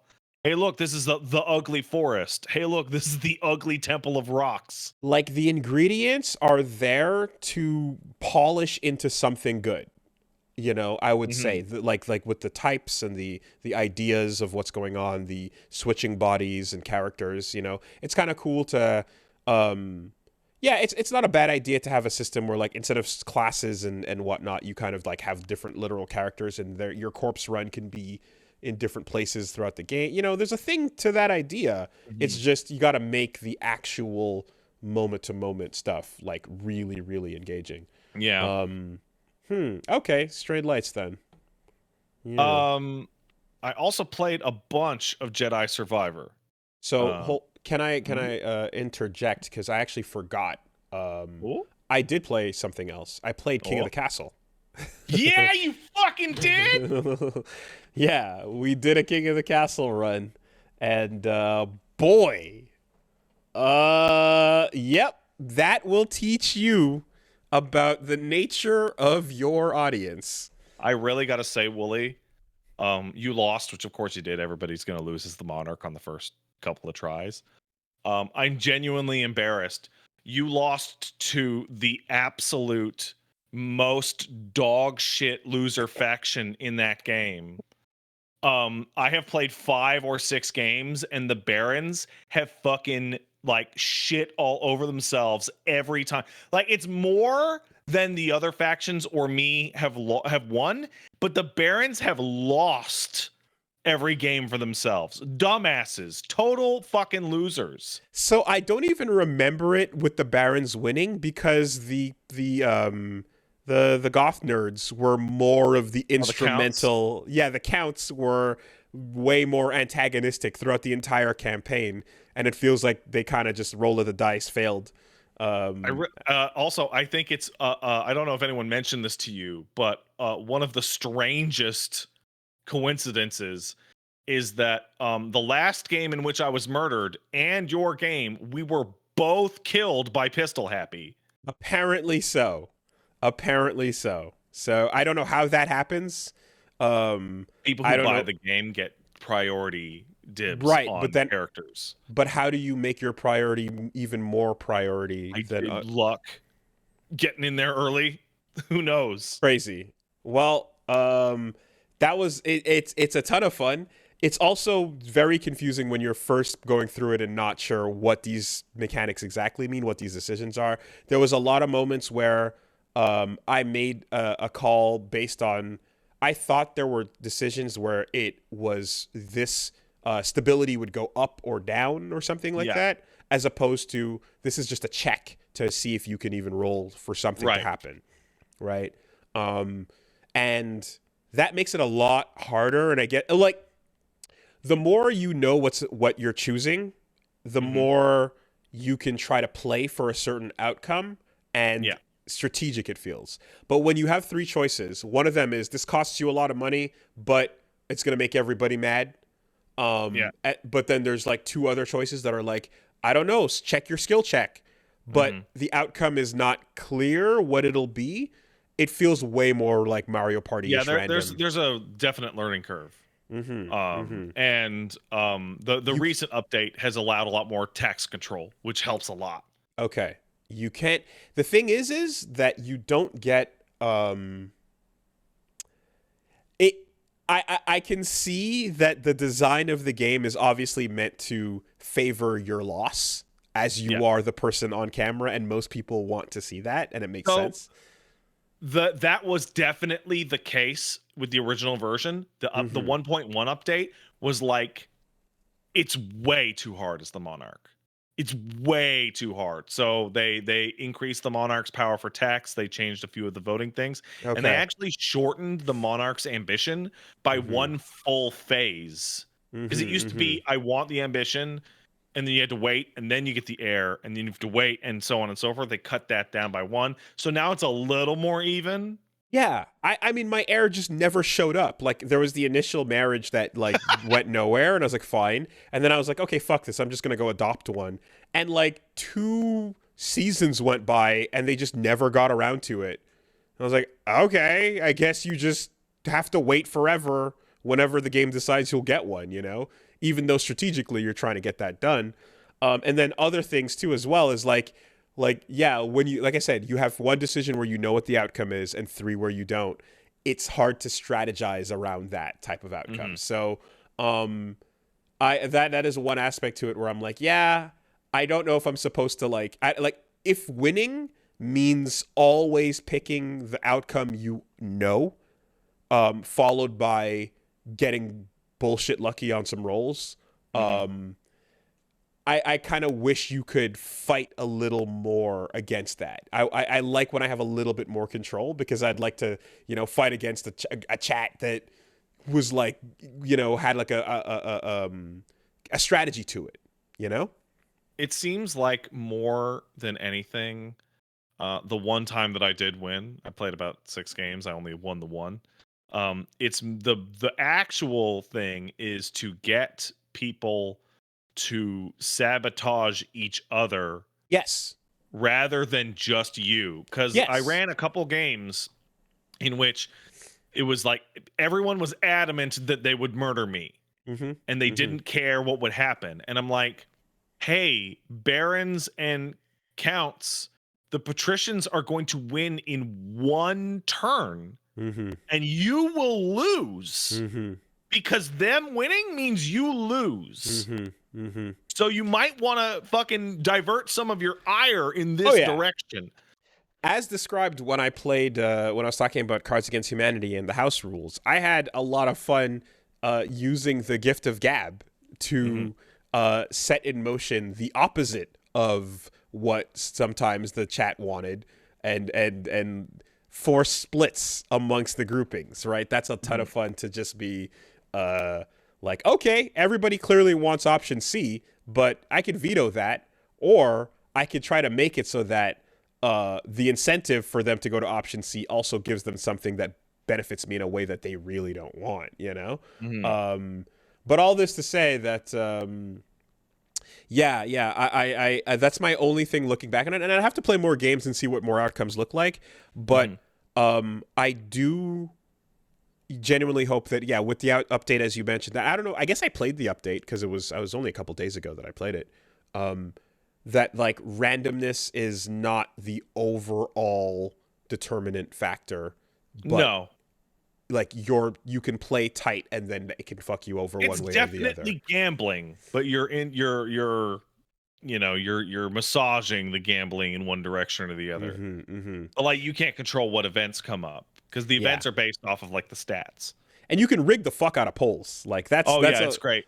That's great. I've never seen my chat angrier than me when there's like the voting option that would be good for everyone, and I just fucking veto it and go, no, you have to pick between 3 other way shittier options that none of you can agree on. Yeah. No, I like that the tutorial explains, like, you can stop the count when the timer's up or when you click the button. And I was like, I'm picking up what you're putting down. You know? So, yeah. Fantastic game. Whole lot of fun. I managed to turn all 3 against me, despite the fact that it was looking pretty healthy up until, like, I think I had a shot. I had a path to victory in this first disastrous run, where it all hinged on not letting that final super high, strong military turn, you know? Yeah. Because they would have probably won against the others, but it was all in that moment. So like the single biggest thing that I learned going through those games is you get to the point where there's sometimes there's events where they're like, hey, the Barons are stockpiling gunpowder. You gotta fucking you gotta try and delay their scheme or decrease their military so that right. You can only decrease the stat in question by 1. So if they're like 4 ahead, anything other than delaying it is a waste. Right. And like I ran a couple runs before I realized every time I attempt to decrease the number, it decreases by 1.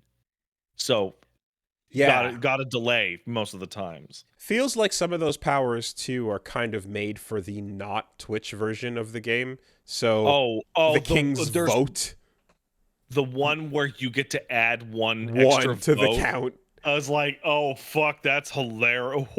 Sure, man. It should add a percentage, dude. It's so dumb that it doesn't.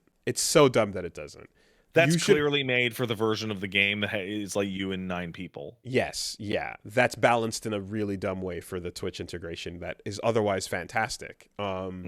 Your vote should count for X% of the total amount. So if there's 1,000 people, your vote should count for 200 people.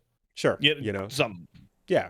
And then like it actually can fuck with things in a way, and it's worth taking that slot up, And then there's the whole what was it? Some of these are just to make it harder, like nobody can see the outcomes. Yeah, they're just reverse voting broke everyone's fucking mind every time I used it. Like no one, I got confused by reverse voting by telling people to vote for certain things, only to realize like, oh no, I should have done the opposite. See, like, so is that pure chaos where no one sees the outcomes? Is that what? No, reverse voting is the item with the least amount of votes is the winner. Oh, got it. Okay, like, that's great.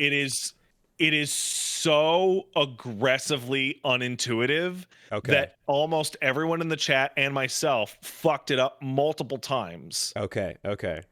So that's the thing is like I like that those options exist, and I like that there's a like chaos option, but you should allow me to lean that way if I want it and not have it be like too much chaos, Like if there's a strategy to, well, you don't know what's optimal for your votes, but neither do I, and then everyone in the chat is like, no, vote C, but it's like, actually, that might fuck you up, then we all just roll. Only has one problem, and it's actually fairly big.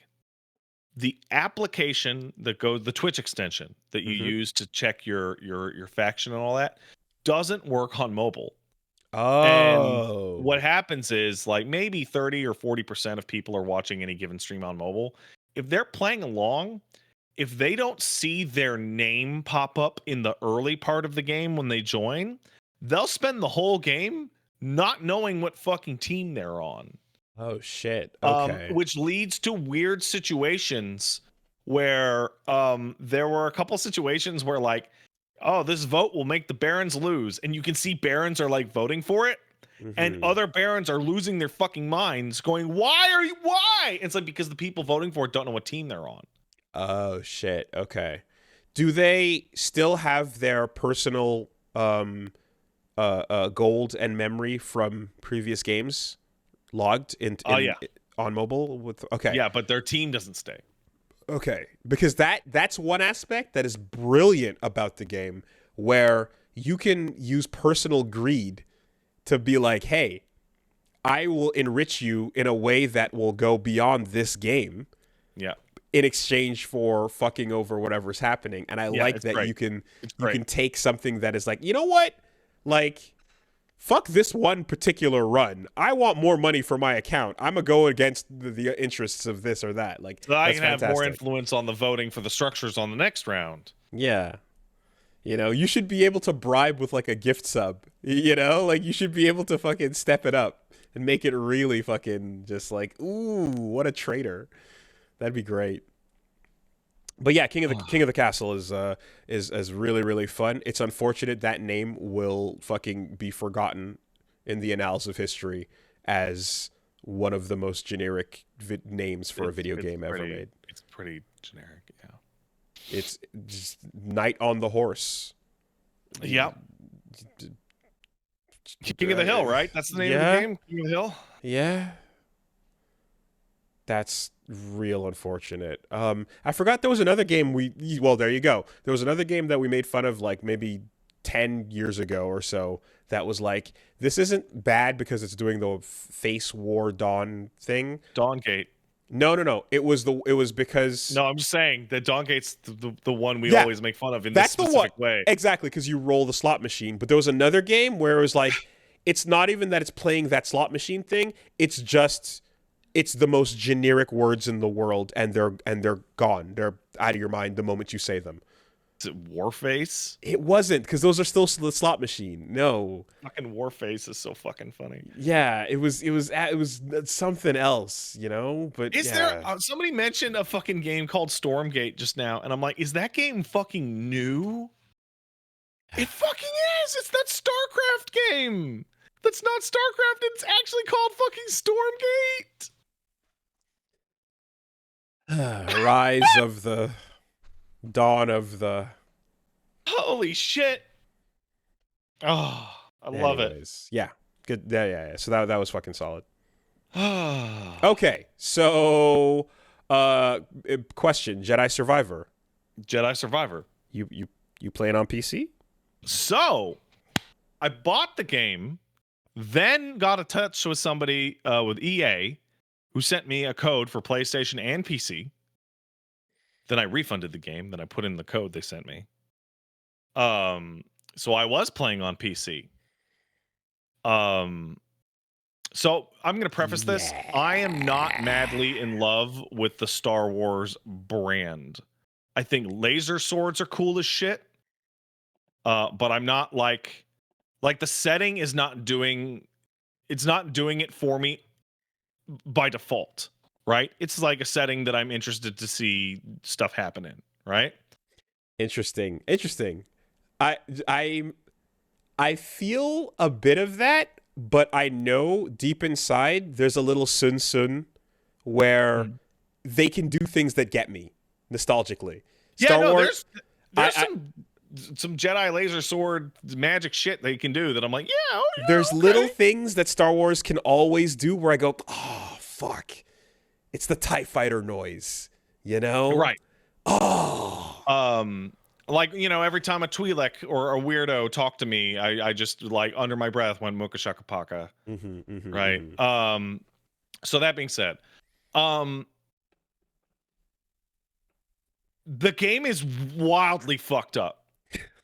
Like it is wildly fucked up. I'll read the headline from the docket.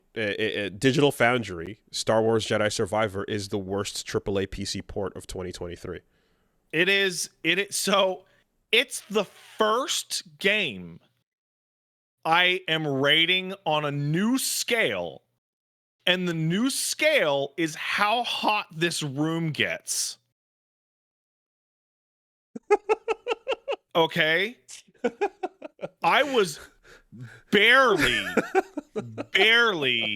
handling 60 FPS with some bad stuttering, and I had to take my flannel off and open a window, and I was sweating. Oh my god. Because my PC with a 4090 in it was at 100% the whole time. In all loading cores. Screens on the title screen, when I'm looking at a wall, like it is like I am able to play it approaching 60 to 70 FPS, but with like bad stuttering when I move around, right? It is pushing my rig to the fucking max. That's insane. And it is ridiculous. And I loaded up the PS5 version to compare. Thank you, EA, for the code. And like within 5 seconds, I'm like, there is a bunch of screen tearing all over the place, and the frame rate is like barely an improvement. The stuttering's gone.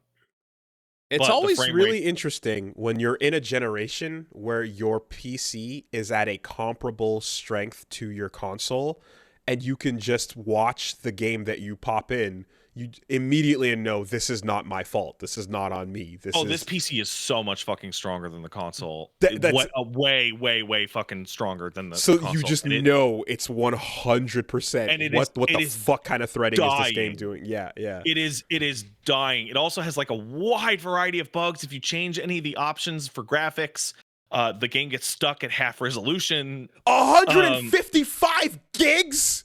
Yeah, 155. Remember we talked about it? Yeah, true. They said you have to download the disc. That's why the physical forces the download. Oh my god. Okay. And it is like, oh god. It's one of those things, and it's like, I streamed it for 2 days, and I was pretty down on it. And like, there is very likely a really pretty good 8 or 9 out of 10 in there. It is impossible to separate it from how fucked up it is all the time. I didn't run into any outrageous bugs.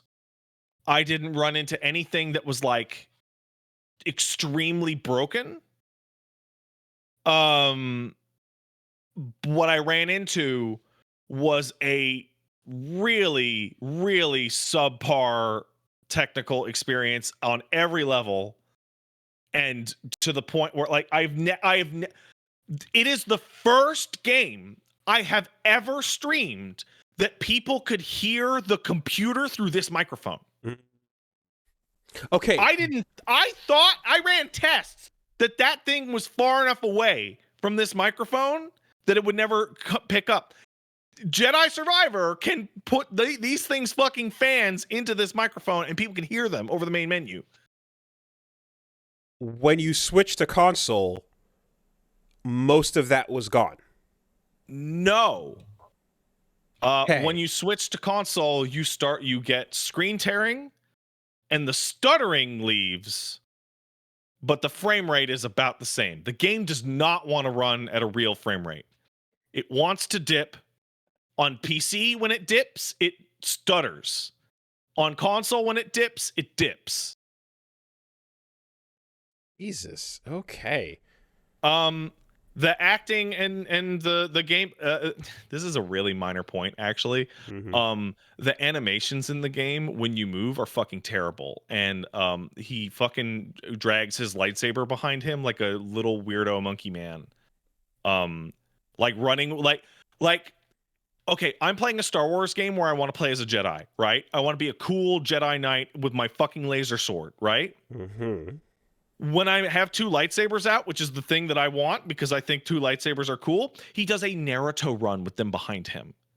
And his shoulders keep going up and down, and it looks like dog shit. I mean, sounds like Force Unleashed shit going on. And I'm like, you're ruining it for me. Stop it. That sounds like some Starkiller, baby. Yeah. So obvious question, but how was Fallen Order on PC? Better, but not perfect. It had some of the performance stuff where it would be like it would stutter here and there, and the frame rate wasn't as good as it should have been. But we didn't have this conversation about Fallen Order because Fallen Order wasn't all fucked up. Not at all. Also, the day that it came out, there was like a big apology letter. Like, we're really sorry. We realized that, and you're like, go fuck yourself. But my personal favorite, I'm not going to be able to find it right now, but I want to read you the exact text. Oh God, there is a potential. I'm gonna try and find the exact phrasing because let me help you out there. Oh, you have it? Unexpected error. You seem to have bypassed certain story elements. Continuing to play from this point may encounter issues. If you choose to proceed anyway, loading any future saves from the title screen will give you the option to reload prior to this point. Reload from last save point? Load. Continue from the last good save. You may lose some progress, but will avoid game-breaking issues. And then it gives you the location. Or proceed anyway. Continue with the broken state. This is not recommended. Things will likely be broken. want to point out, I'm seeing somebody say that these are all Pat Mind goblins, that the game is great. I'm sure the game is great underneath all of this stuff. But to describe the wide-ranging variety of issues everyone is having with this game as whatever patch, like, it's fucking so stupid. We're looking at a splash screen, a custom built splash screen, because the issue of broken saves is so common and was going to happen so often. They built a system to fix your saves, and that system doesn't work. I need to explain very carefully what would happen if I was testing and this message popped up on the compliance team. We take a screenshot, we take a video, we take that and we put it on the desktop and we get ready to write the bug up. But before we do any of that, we call a meeting. I call a meeting in the boardroom right over there. We draw the curtains. We sit around. We pull that up, and we fucking howl for at least 25 minutes at that screenshot, because that is the most insane thing you could ever propose.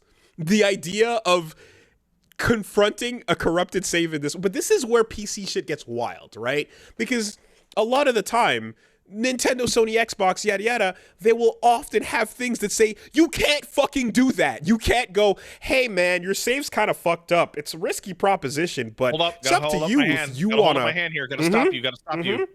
The screenshot is from the Xbox version. So this is the thing. This is what's fucked up, right? A lot of that over time, like, gets more PC-like, and they get more hands-off. And so that is a crazy idea from what the era that I came from, at the very least, that you would propose maybe you want to keep using your corrupted save, maybe? We're not sure. It's up to you if something goes wrong. And not only that, the language is like so vague. Like they're such sticklers they were such sticklers for language and making sure that the player understands destructive actions. And there used to be a huge thing about that. This is crazy that you would like let that slide and go, hey man, I don't know, but it's up to you if you want to fucking. I really need to dig into this, because this is like the fucking most funny thing about it. What is the cross section of? Is the problem is so well known that we have enough time to try and build a system to fix it after the bug happens, but we don't have enough time to actually fix it at all. Like, so, what is that? Like there would be times where a game that's really poorly made would have something like this, right? And the default state back in the day, again, I'm years removed from, those guidelines, would be error. Your data is corrupted. Something's wrong with it, right? Either the save is corrupted and it's gone, or if you can retrieve a previous save, we're just forcing that situation to occur. You're gonna lose progress, but it's because something fucked up happened, right?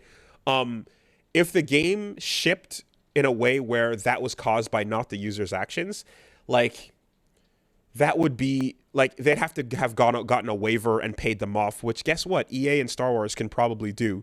You know, they can pay enough money to be like, yeah, let us ship a game where we get something fucked up like that. But you would never give a choice. You would always pick the soundest option, which is not letting the corrupted data continue to be used, mind you. You'd get rid of it, and you'd always drop them back to a clean save wherever you can, or the whole thing's corrupted and it's gone. I mean, I should also mention that the gentleman his post is going around by this described that when it went to load the clean save was also ruinously broken, and he got stuck and would have had to restart the whole game anywhere because it was just broken. It was like, hey, can you fix this? And he went, okay, I guess. And then it was like, nah, still broken. This is to even address the other bit, where it's just like, I mean, it's not as like fucking sensational, but like crash the desktop hard. Just videos of that, So it is wild when a game is having this type of slop go on, but there's enough money to like just pay for some waivers, pay for some shit, like get some things smoothed over. You know what this feels like? The state you get this game in. The landlord special over a roach. Right? I don't know if people are familiar with what that is. The landlord special is you're moving out and your landlord needs to make the place nice. So they just fucking shittily paint over everything, and they paint over hair, they paint over roaches, they paint over furniture. God, man. Yeah. I just I can't believe they actually write that and go, hey, I don't know, it's up to you. And like, hey, if the game ran well and didn't have any problems, I would probably look at it and be like, this is a pretty good feeling Star Wars game that apparently, according to people that have beaten it, it has a really good story and has a lot of cool shit in it. I find it totally impossible to extricate the experience that I'm having where I'm constantly frustrated and low-key worried that the game's going to die on me. And my personal favorite is that this game, which is on fire as you're playing it and heating up my office to the point where I'm uncomfortable, also costs $10 more than the average game. Yay! Yeah. My favorite part is that how 0% of this conversation has been about the content of the video game as a sequel to Fallen Order. Which, let me tell you, last time we talked about it, we were like, is fun. Yeah, no shit. But last time, you know, I remember having multiple conversations with this game with different people, and it was all about like, oh, what Respawn went for, how comparing it to Souls, and then like, oh, the sisters, was it the second and ninth sister? Yeah, exactly. You know, and then like the lore implications and all these things that were like about how to be a Jedi with this type of combat system, and none of it about any of this technical stuff. Hey, guess what? There is totally swing your lightsaber around and fighting robots and stormtroopers and deflecting blaster bolts, and hey, that's fun. It's not quite as tight or fun as it should be, but it's still pretty fun. And the story seems well acted. It's also like hilarious in its like predictability. Okay, so let me paint a picture for you. In the very first level in the game, you're in Coruscant, and you're gonna go find this evil senator and shake him down for information, blah blah blah, with your team of bros, right? Now you have the one bro that helped you in combat and had a button. His name's Bodhi. I forget his Broden, whatever, B something. And he's got a jetpack and he's cool and he has a button when you're in combat with him.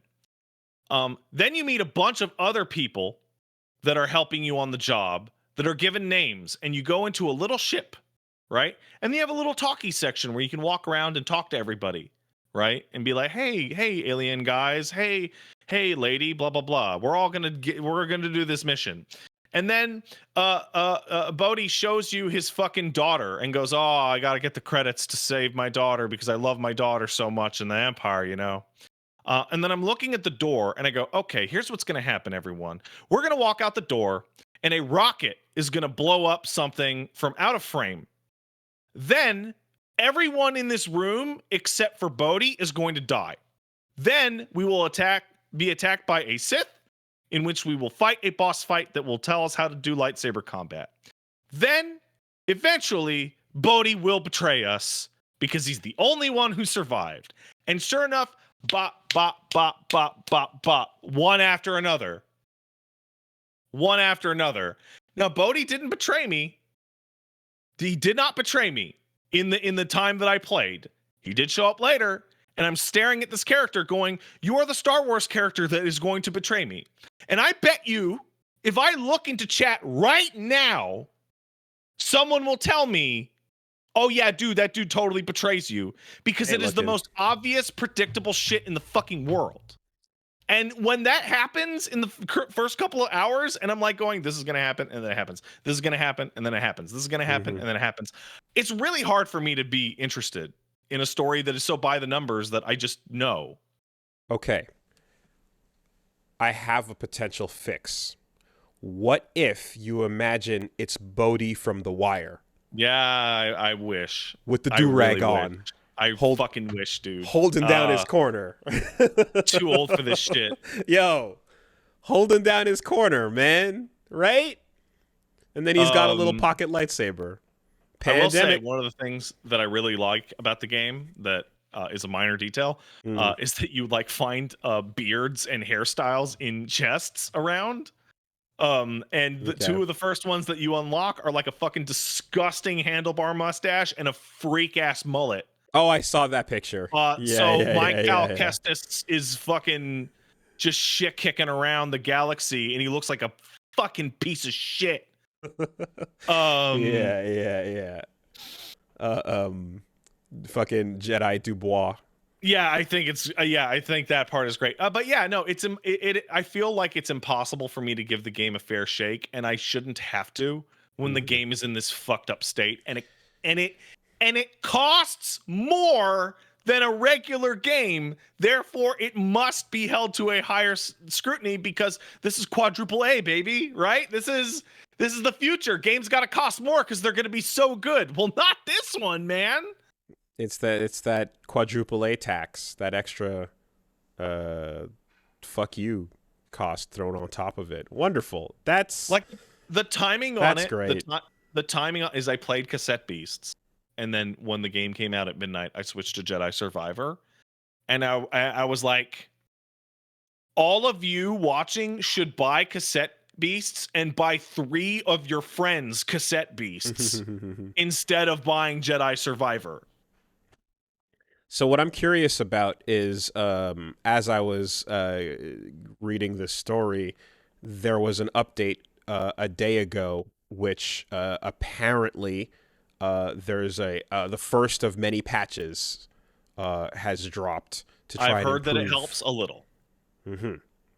So, from what I've seen, it still stutters. Frame rate still is completely unstable, but some of the other initial problems that Digital Foundry were reporting on get covered by the patch. You know what? Maybe this is unfair, but Wooly, you'd be able to tell me if it's unfair.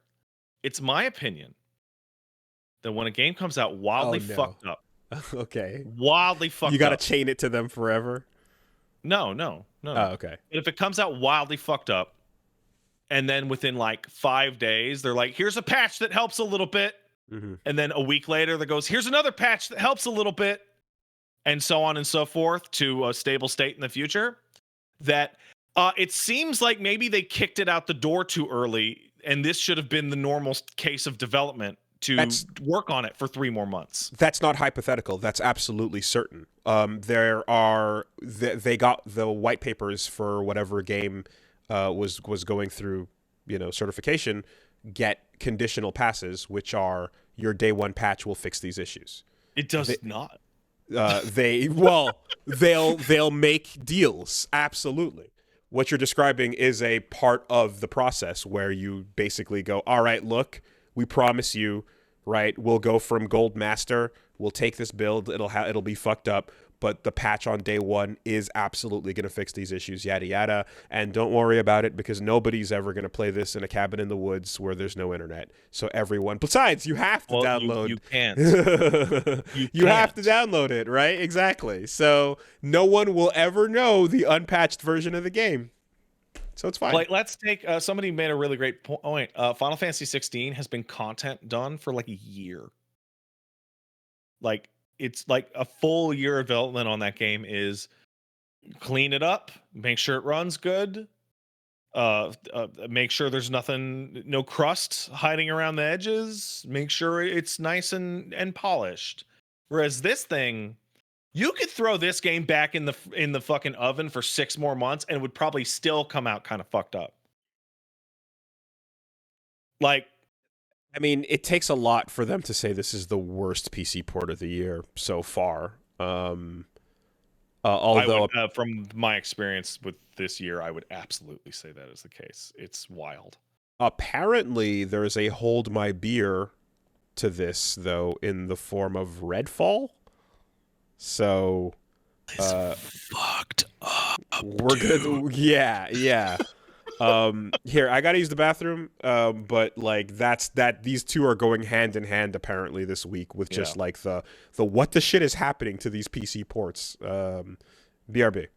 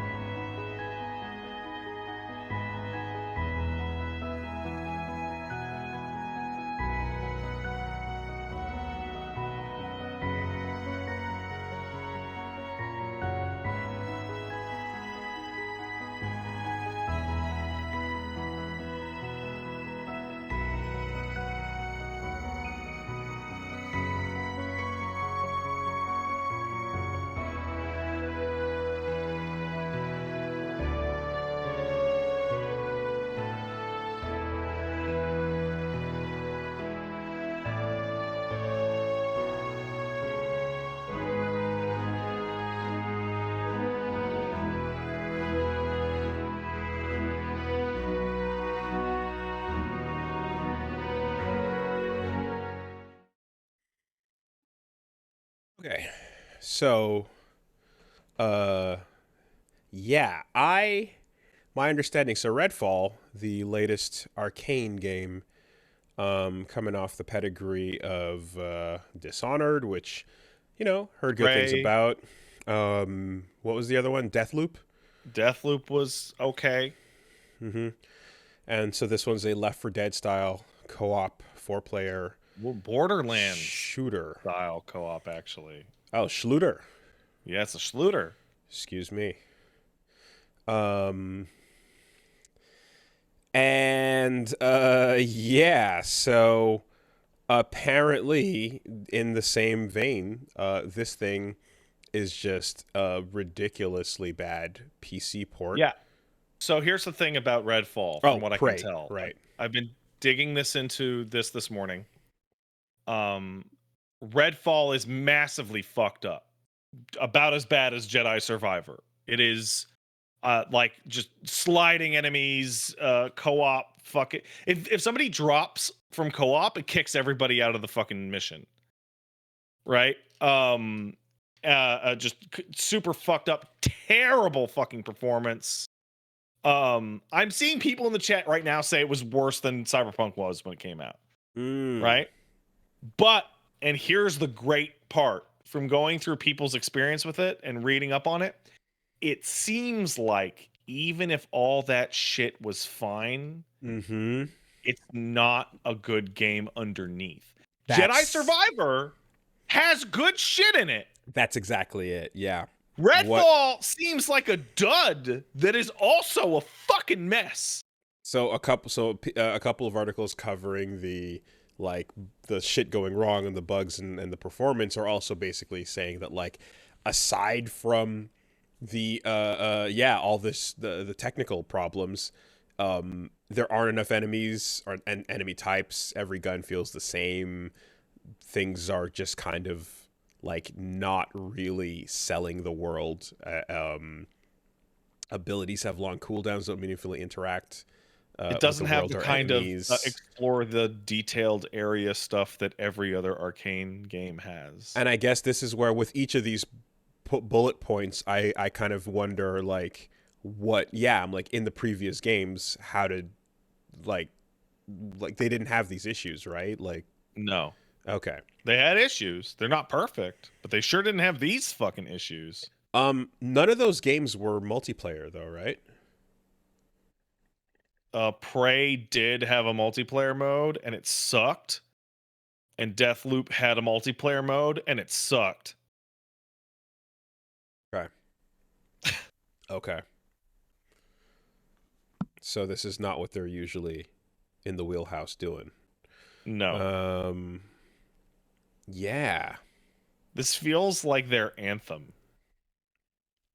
So, this too had a, as of today,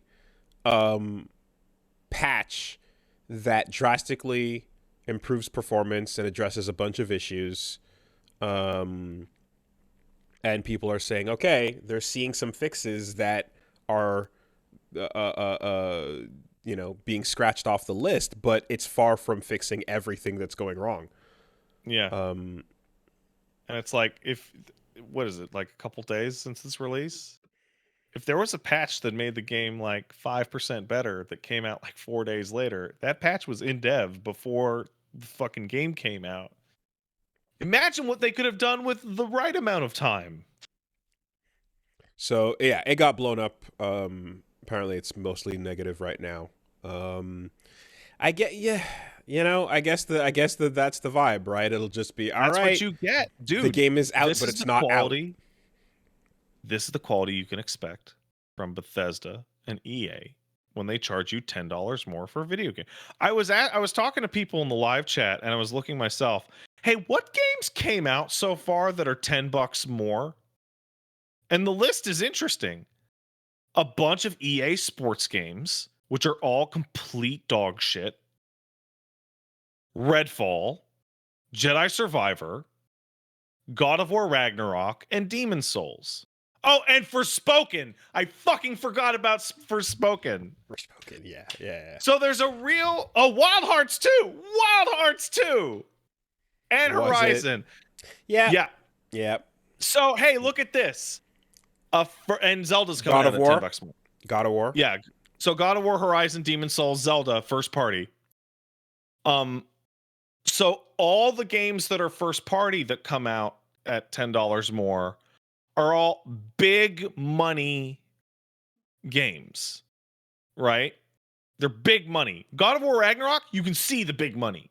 Mm-hmm. Horizon Zero Dawn and the Forbidden whatever the fuck, you can see the big money. Demon Big Souls, money, you can see the big money.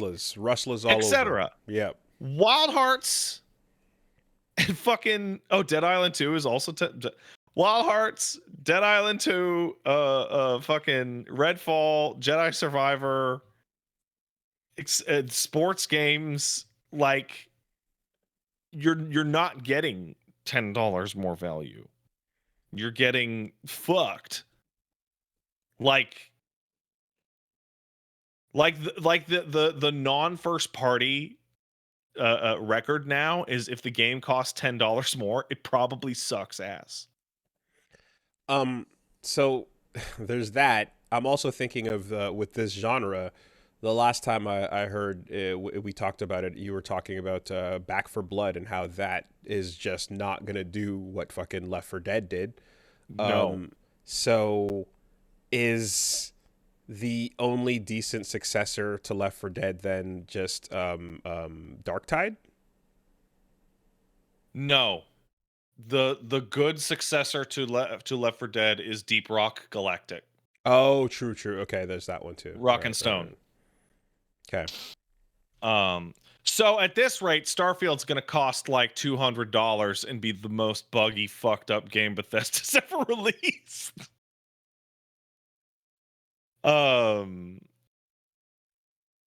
Yikes. There's a new study that comes out by some consumer group that says, hey, you know what? The $10 extra is apparently hurting sales very significantly on video games. Well, you get way more upset when the extra you pay leads to fucking horseshit. And it makes, you know what I mean? Like it stings that much more because you're already like, even if this was what you wanted and it worked fine, you'd be like, oh, God damn it, they're doing the thing. Well, I think there's another reason, right? I rolled my eyes hard at fucking Street Fighter when that happened, you know? I think when I look at a game and it cost $107, right? I go, I'm like it when it's different from the norm, it introduces a secondary thought process of, should I really get this or should I wait a little bit? And then if I wait a little bit and the game is massively fucked up, yeah, I'm never gonna get it.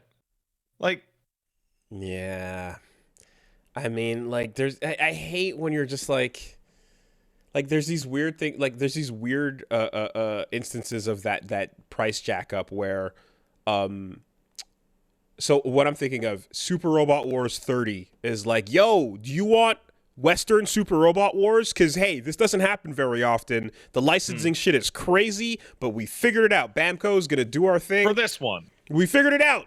We got a bunch of people to agree, and it's not even an OG. It's going to have the actual license, and even we might even get the music if you want it. That'll be $110, please.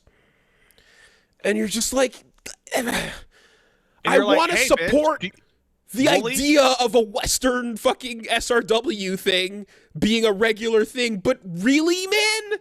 Every fucking time? Do you want your elves in Gollum to speak in elf language? Well, you're going to need to kick up another $10. You know?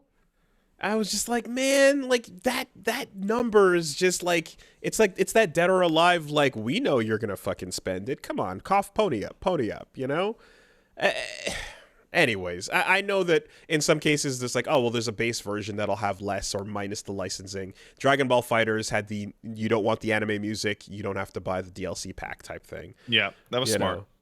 But just it's rough when it's like, oh man, there is a I want to support this because I want to let them know that this should continue to be a thing, but you're making it rough, man, for people who are, you know, interested. So it's just, this price creep up, it's gonna keep going. It never gets better. It always gets worse. I feel like it's kind of hilarious because like the price, it's in everyone. Okay, it's in the people who's selling video games best interest to pair up the price creep up with, yeah, come on, it's worth it though, right? So like, what does Sony do? They pair it with Demon Souls, or they pair it with God of War, right? What's Nintendo do? They slap it on fucking Zelda. Is Capcom doing it for Street Fighter?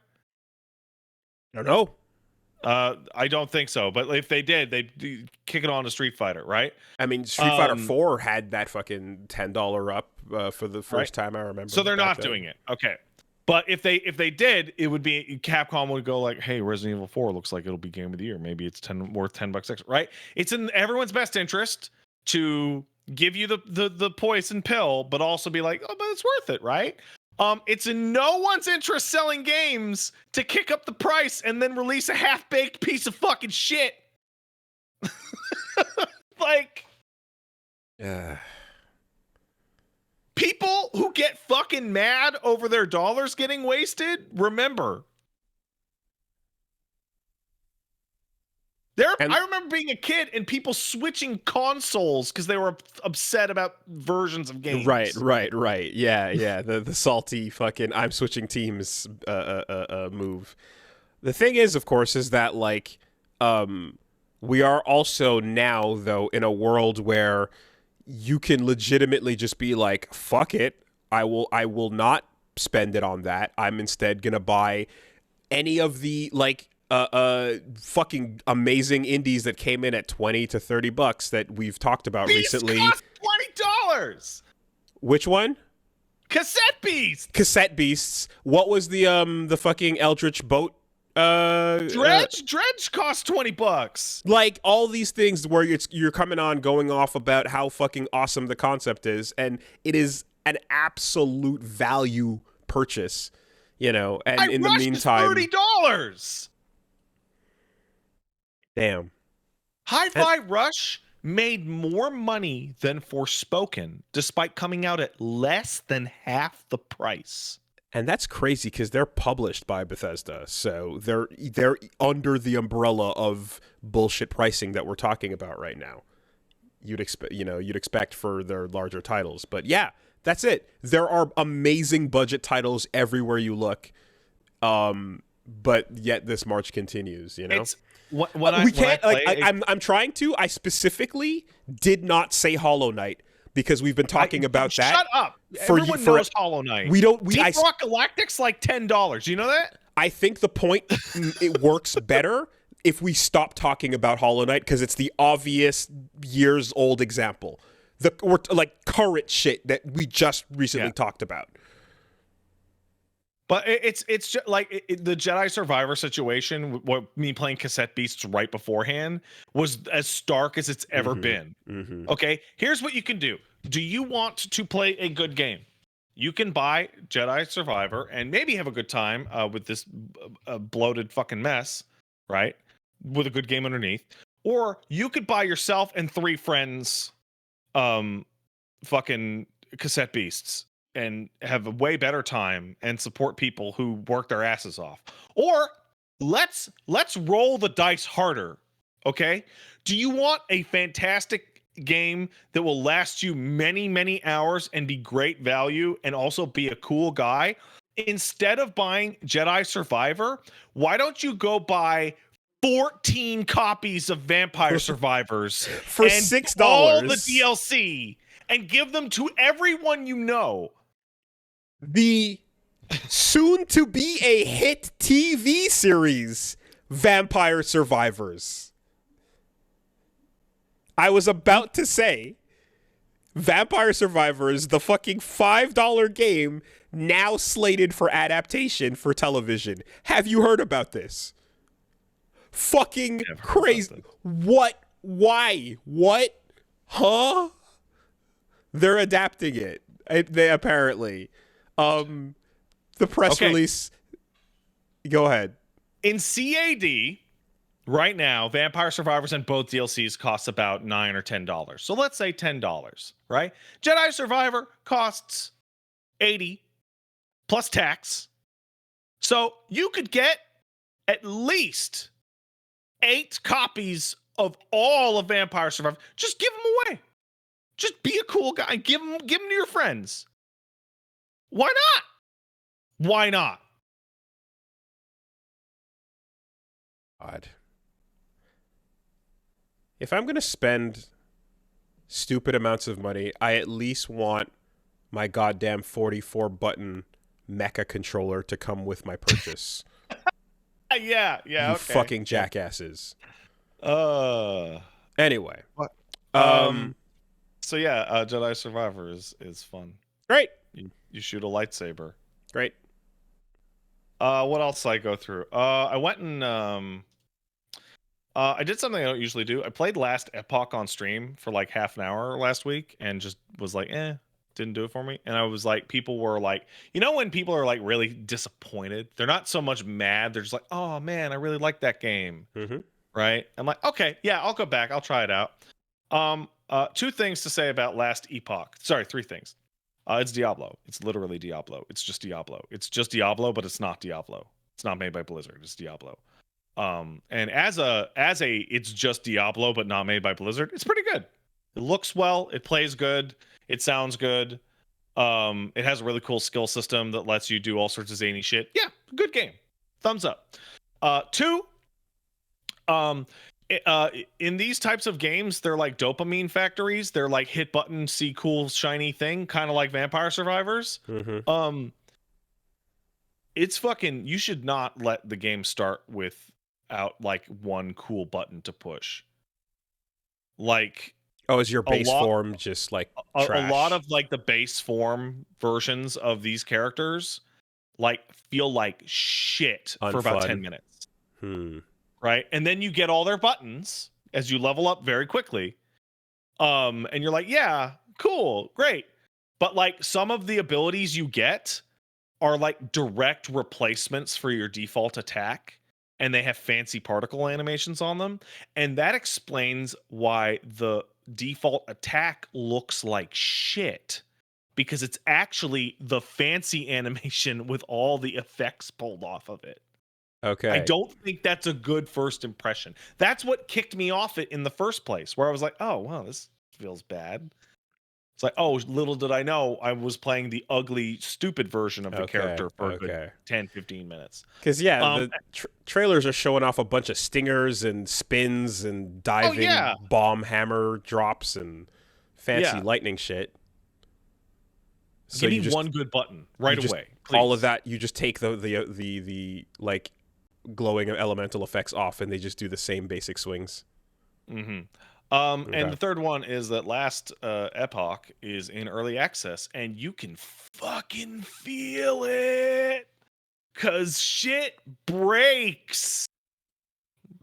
I was streaming it for 3.5 hours and ran into the same bug over and over and over.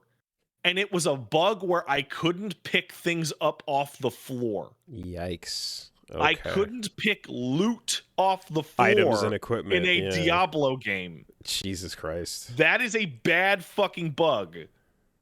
I'm shocked they have not fixed it. Shocked. Did you do any of the multiplayer? No, I don't give a shit about that. Okay. I'll be blunt.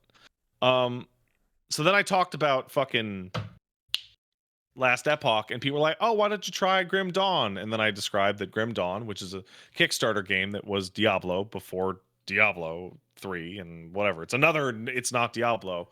I was like, oh, I can't play that game because the UI is for ants. It came out in 2016, back when everybody was using 1080p. Mm-hmm. And so when you kick it up to a resolution you use now, even at your monitor, it's fucking impossible. And the game has like a little slider to increase the size of the interface, and it increases it from genuinely impossible to maybe if you squint really hard, you can read things. So I was like, oh, it looks really cool, and I'm not going to play it now because bummer. Until somebody reached out and was like, actually, just go into go to the ini file and go to UI scale equals and change it from 0.5 to 1.2 or some shit. And hey, look at that. Looks good. It works. You know what Grim Dawn is? Grim Dawn is an alternate universe Diablo 3. It feels like it's from that era, and it feels like instead of making it like they made a Diablo 3, they made it more like Diablo 2. It feels pretty good. The controller support is excellent. It's not the best looking one of these games, but it's pretty solid. I'm gonna probably keep dicking around. Is this like twiddling into Diablo clones based on the fact that Diablo 4 got everyone excited? Exactly what that is. Okay. Yeah, that is exactly what that is. Okay. I like the dopamine when I hit the button and the thing fall on the floor. But when Diablo 4 drops, we're probably going to throw all these in the trash. That's, I'm assuming it sounds like. Because Diablo has the best button. When you hit the button in the Diablo game, it feels the best. And that's really all that really matters. And after all of that shit, last night I loaded up Honkai Star Rail. Oh, that thing. Okay. Yeah.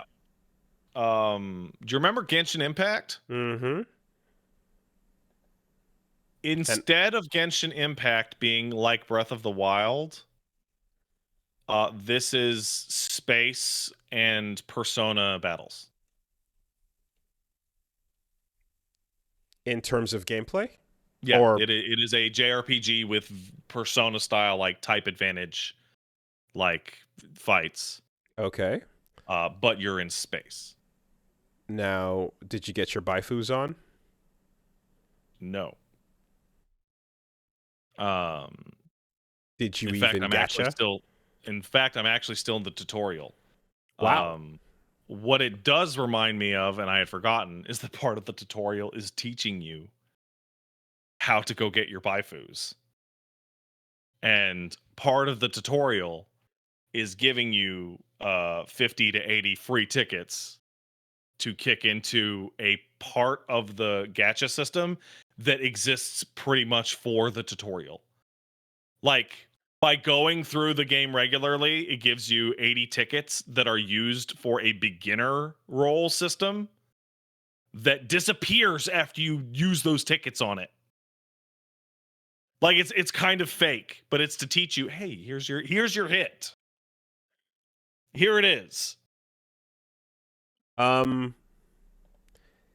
Okay. Honkai Star Rail, Genshin Impact, Honkai Impact.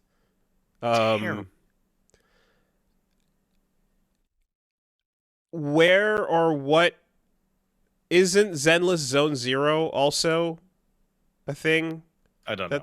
That's supposed to be coming to your wallet sometime soon. Called the Hoyoverse, which is terrible. MiHoYo, yeah. Terrible name. Awful fucking name. Okay. So Zenless Zone Zero is the new one that's not out yet. Honkai Impact. I don't even know what that is. It's the really stylish trailer with a bunch of marketable characters. What? Yeah. You're telling me MiHoYo made a really stylish trailer with a bunch of marketable characters? They sure did. In fact, they introduced them in a really stylish way that made you think, wow, maybe I would want to acquire those characters if I had to purchase them. Yeah, but like is I knew there was Honkai Impact and then Genshin Impact and then Zenless Zone Zero, but Star Rail is another that came after Genshin Impact, or where does that fit in? I guess in the this week. Okay, so they brand new. So Zenless is after this, I guess. Yeah. Okay. All right. Yeah, it's MiHoYo made a Persona game basically in space. Okay. That's what it sounds like. That's what it looks like. That's what it plays like. And so far, yeah, hey, guess what? Here's the upsetting part about the MiHoYo games being gacha games. It's excellent. Mm-hmm. So far, as it an is action fantastic. game? Yes, so far it is a fantastic, fun little RPG. It is smooth. Mm-hmm. The system is interesting, etc. The only part of it that I have any complaint whatsoever is that it is a gacha game. The secret is to put gacha mechanics into otherwise good normal games. Yeah. That is in fact the secret. Mm-hmm. That's all I really have to say about it. Dad Asuna has actually been incredibly helpful explaining to me how all this shit works. and what is efficient. So I will check back in next week with what's going on. Here's You a know what question. caused? Oh, sorry, go for it. Well, and I mean, this is more so asking not you, but through you to others. How much of these games are enjoyable spending a minimal amount / ignoring all of the gacha? I think that really depends on your personality. Because the first person I reached out to is a guy that I raid with in FF14 because he plays it Mm-hmm. and he plays it free to play Mm-hmm. exclusively. Okay. And I think he played Genshin free to play as well, exclusively. And was like, the part that makes you crazy is the part where you go, I want to have all the characters, or I want to have that character. That one thing that's hard to get. Right? Mm-hmm. Instead of a bunch or even most. Okay. Right? Because, like, for example, right now, the banner running is a character named Sele, which is Virgil with a scythe, but a girl. I've seen the people right? have sent me. Super fancy, super OP, Mm-hmm. right? That character will only exist for 14 more days. And then after that, that character is gone for probably over a year. Okay. So they make it hurt. The right? FOMO gets in bad.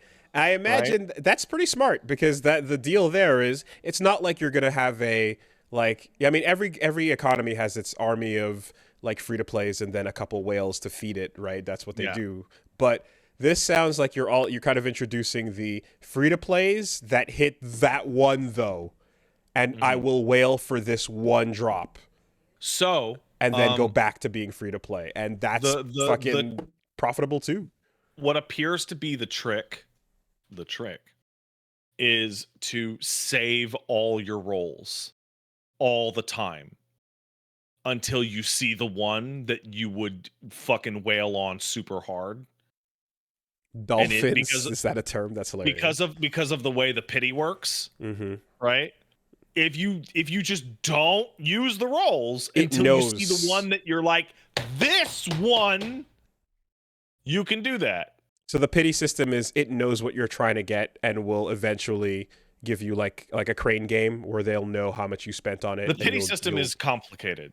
Okay. In crane games, you spend X amount of yen trying to get something and failing, and then the person will just come up and open it and give it to you.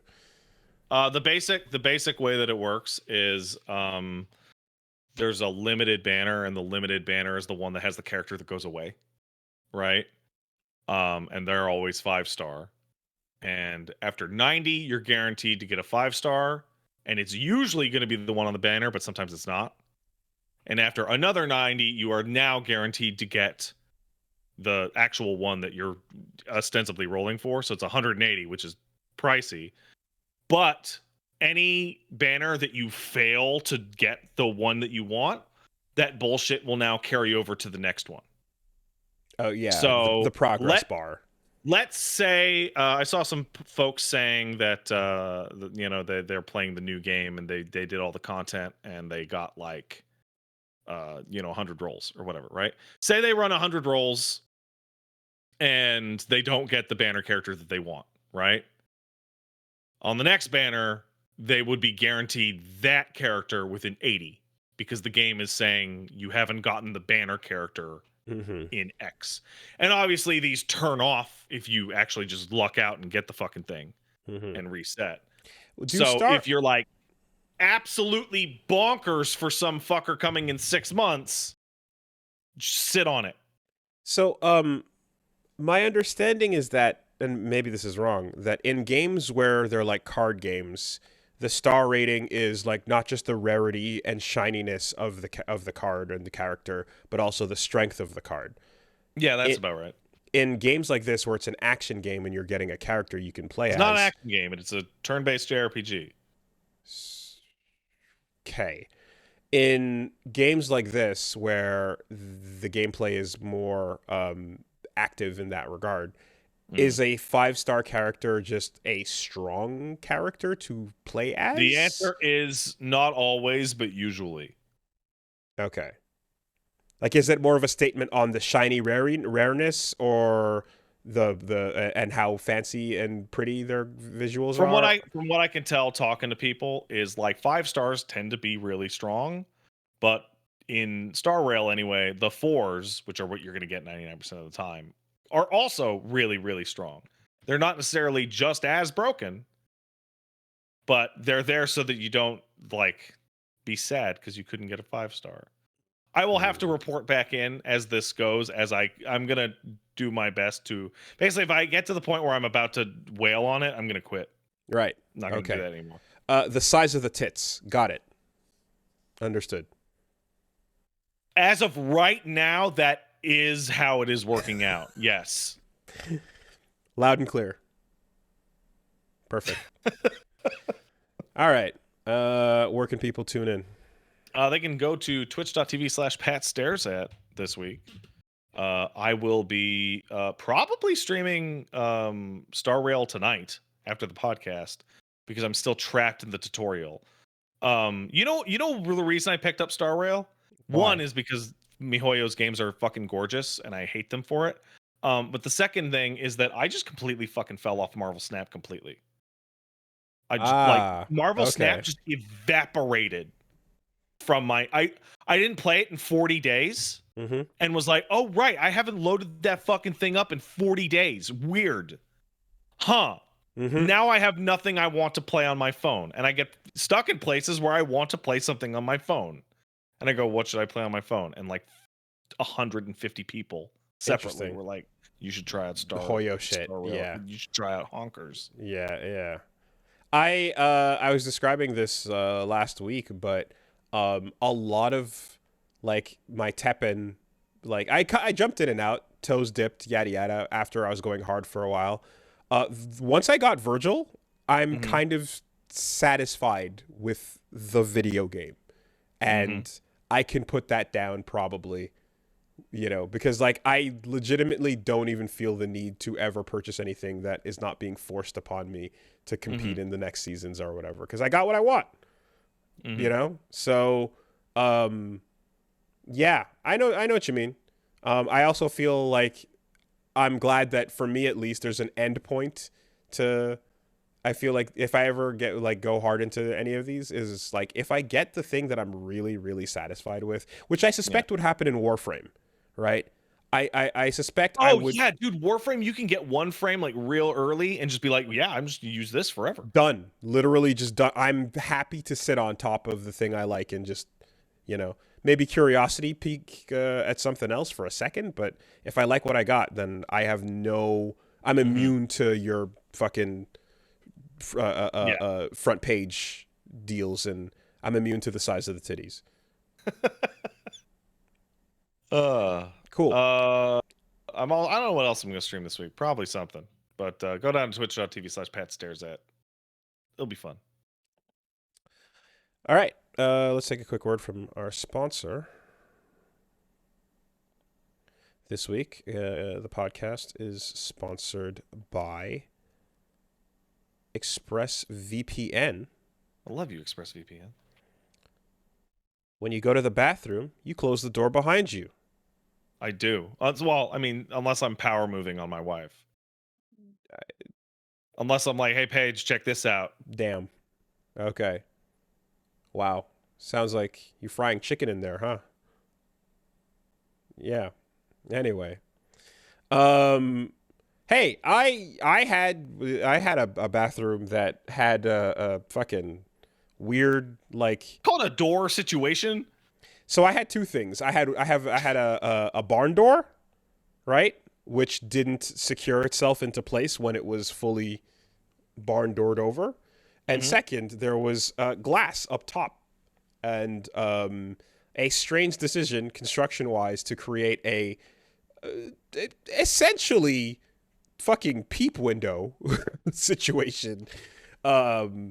Weird. I don't know why it was built that way, but that's the way it was done. So we frosted over that glass and fixed it, because you got to do that sometimes, and that's important. You would feel pretty uncomfortable if you were sitting there just worried about if someone was going to either peep in from up top or kick that barn door over. So That's why ExpressVPN is important. Because using the internet without a VPN is like going to the bathroom and not closing the door. Everyone can see you. What if your ISP could walk right up to the bowl and just pull out a magnifying glass and just start analyzing it and taking notes? Right? That'd be super fucked up. Okay. That'd be weird. Who knows Rival Schools? You guys remember Rival Schools? What the? Trust me. Trust me. I don't let you down.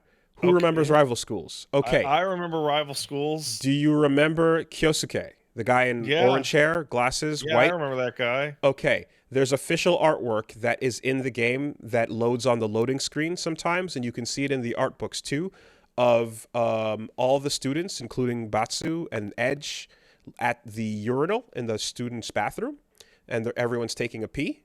But Kyosuke, for some strange reason, is standing off to the side with a notebook and a pencil, and he's writing notes. That's fucking weird, Kyosuke. We don't know what he's up to, but we do know what he's up to. We don't know why, but Kyosuke is writing down notes.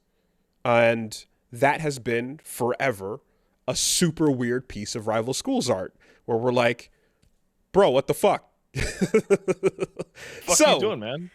If you don't want your ISP all up in the bathroom like Kyosuke in Rival Schools, you should get ExpressVPN. It'll protect your laptop, your phone, your router. Anyone on your Wi-Fi can be protected at the top level. All you got to do is fire it up and press one button. And that's it. Your ISPs can't spy on you. They can't sell your information to tech giants who use your data to target you. And on top of that, you can pretend to be from another country so that your video apps can't be like, no, you're not allowed to watch that. It's great. Right now, you can get an extra 3 months of ExpressVPN free by going to expressvpn.com/superbeast. That's expressvpn.com/superbeast for 3 extra months free. expressvpn.com/superbeast. Thanks, ExpressVPN. Thank you. All right. So, we already addressed a number of items here. Fucking Redfall. Fucking get out of my face, Redfall. Yeah, I mean, I talked about it earlier, but just to finish off the thought, you bet your fucking ass Vampire Survivors is getting an animated television series. And it's the funniest thing in the world that, like, that game can't not rip off Castlevania. The ridiculousness of the press release for this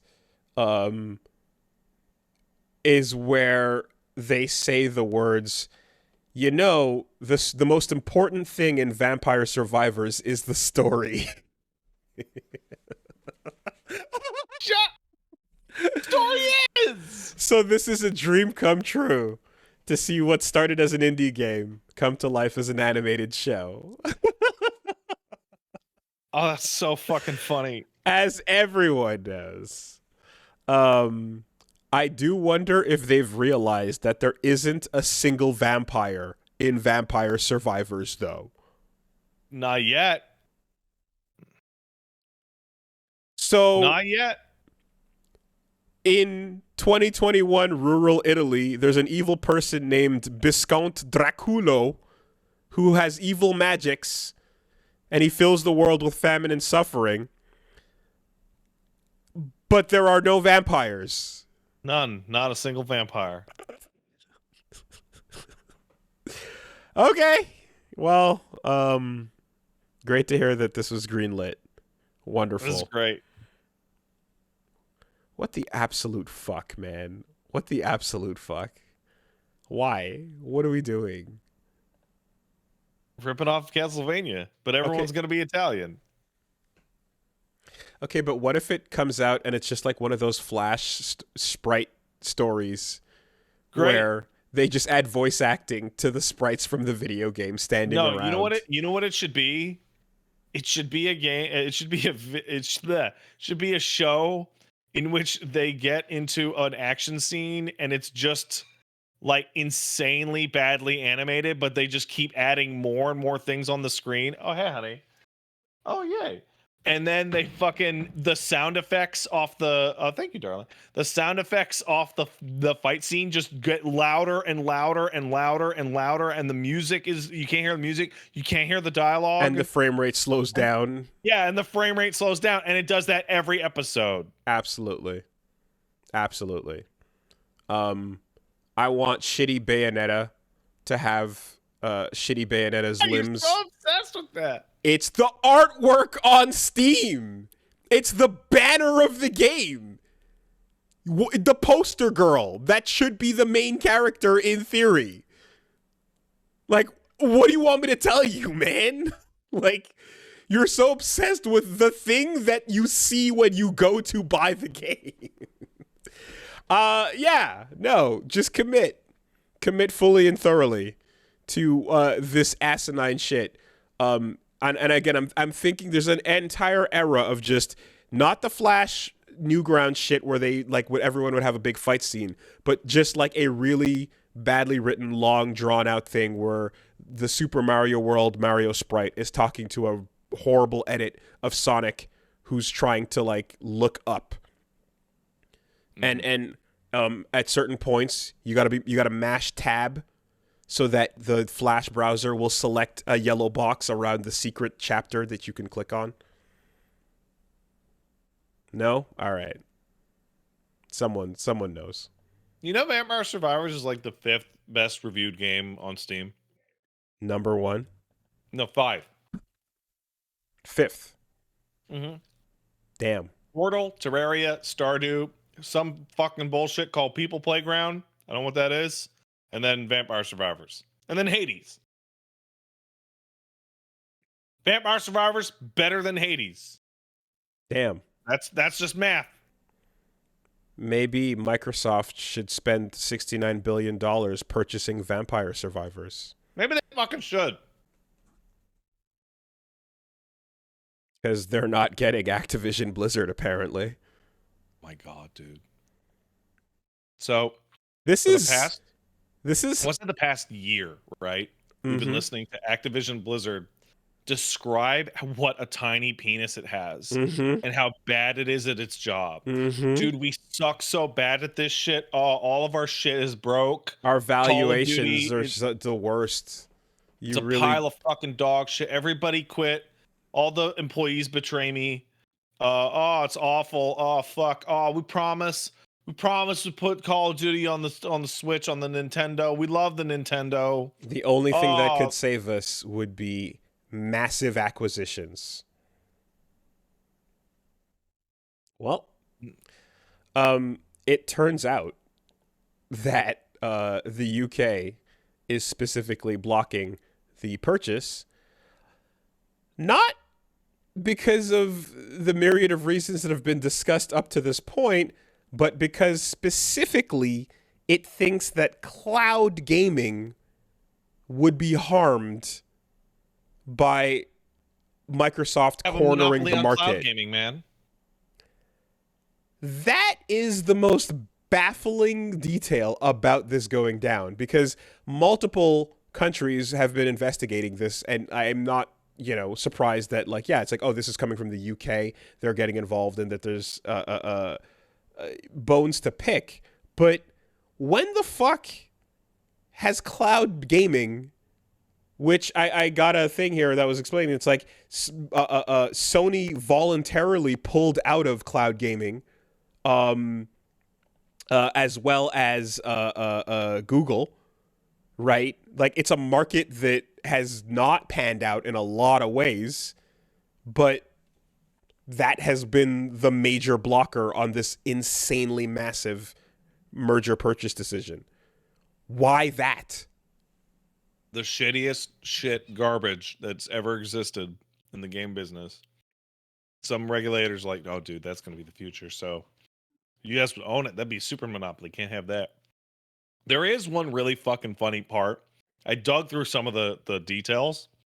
There's one part that made me laugh super hard because There's the cloud gaming stuff, and there's also all sorts of business shit in there that's like, I don't fucking understand. But one of the reasons they denied it, there's a couple in there. The funniest one and the main one they say is cloud gaming, but the funniest one is them going, "We don't believe you when you say you're committed to supporting Nintendo for the future, despite entering into a binding contract with Nintendo, because you entered into the agreement during the acquisition review process." Like, what? Like, it's like the fucking like paperwork equivalent of, what do you think, we're fucking stupid? We started to look at you, and then you started to be on your best behavior. Yeah. The board is called the Competition and Markets Authority, who investigate potentially antitrust violations and situations in the industry. And the Call of Duty deal struck with Nintendo was not something that they considered a remedy to the situation. So it's absolutely true. This is an assault on American sovereignty. It's absolutely true that, like, with these insanely massive acquisitions comes cornering of the market, and we hit things much closer to monopolies and oligopolies and all of that internationally with the size of these businesses. It's just I don't know how they're standing on such a weird part of this and not the idea of the everything else gaming market also being cornered the fuck out across the board. Who knows? Maybe they're just full of shit. Yeah. So, and this is yada yada. They can legally put on paper or whatever. It affected stock prices and so on and so forth.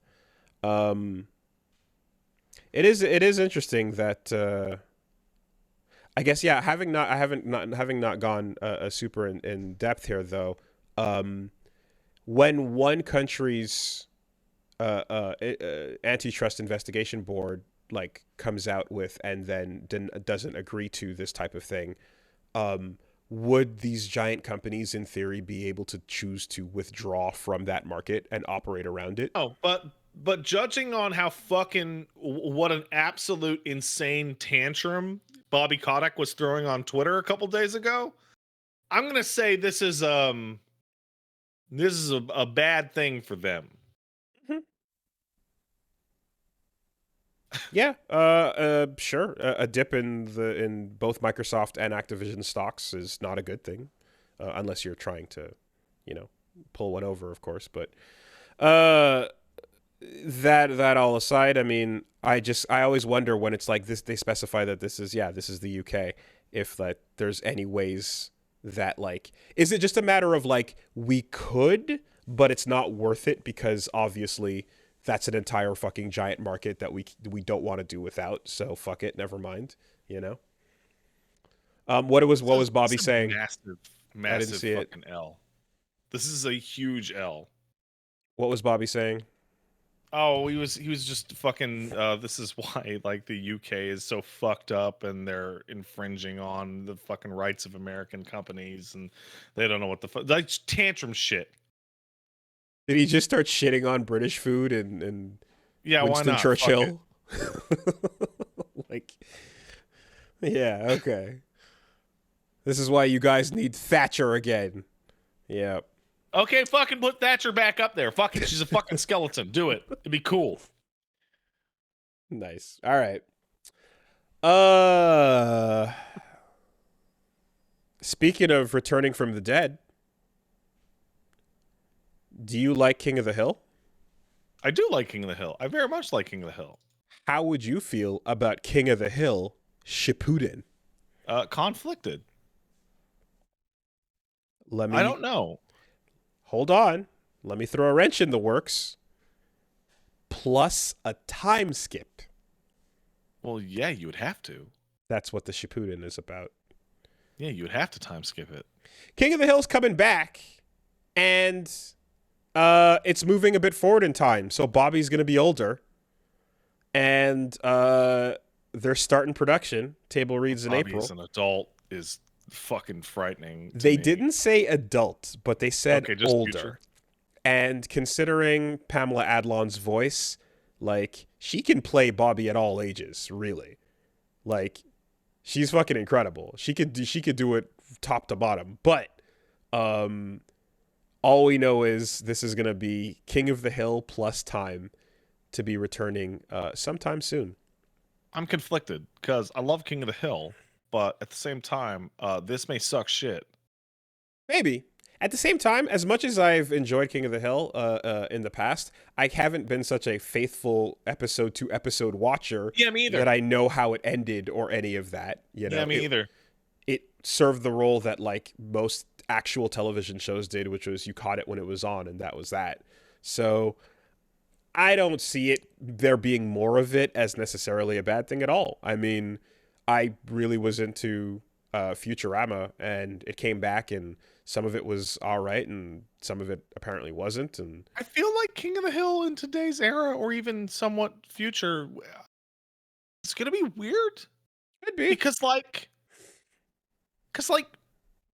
Dale, there are a lot more Dales now. Mm-hmm. Like At the Dale is a lot less weird than he was in the 90s. At the same time, I would imagine Mike Judge has been sitting for the last 15 years watching King of the Hill hit viral supremacy on the internet, being like, well, what the fuck? My show's over, and now it's a hit on with all the kids? You know? Propane and propane accessories? Like, I think he's thinking, let me strike while the iron is propane hot. I like, okay, I liked Futurama when it came on. I would watch it, but I have no knowledge of like Futurama coming back the 10 times that Futurama it came back like and got a canceled. billion. Yeah, it was crazy.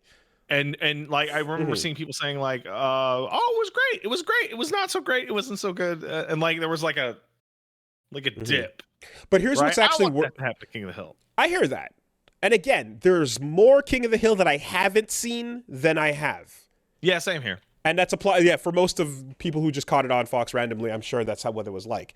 But the fact that there's enough people in this audience right now, and people and TikTok Zoomers that are aware of what this show is and know enough about it when it was off the air for them, means it still has some kind of staying power that is, you know, I could see the cast and creator being like, yeah, people kind of still make fun of and meme it and reference it, and kids still know what it is. It's floating around as an internet thing. I would like to see Hank Hill ass is a giant meme.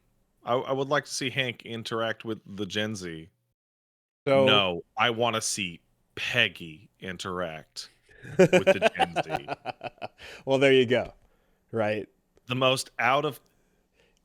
I mean, you know how you watch The Simpsons? You're like, Marge is a good person. I really like Marge. She doesn't deserve all the shit. Peggy sucks so bad. So Marge has her moments where she's like, do the kids still say cool?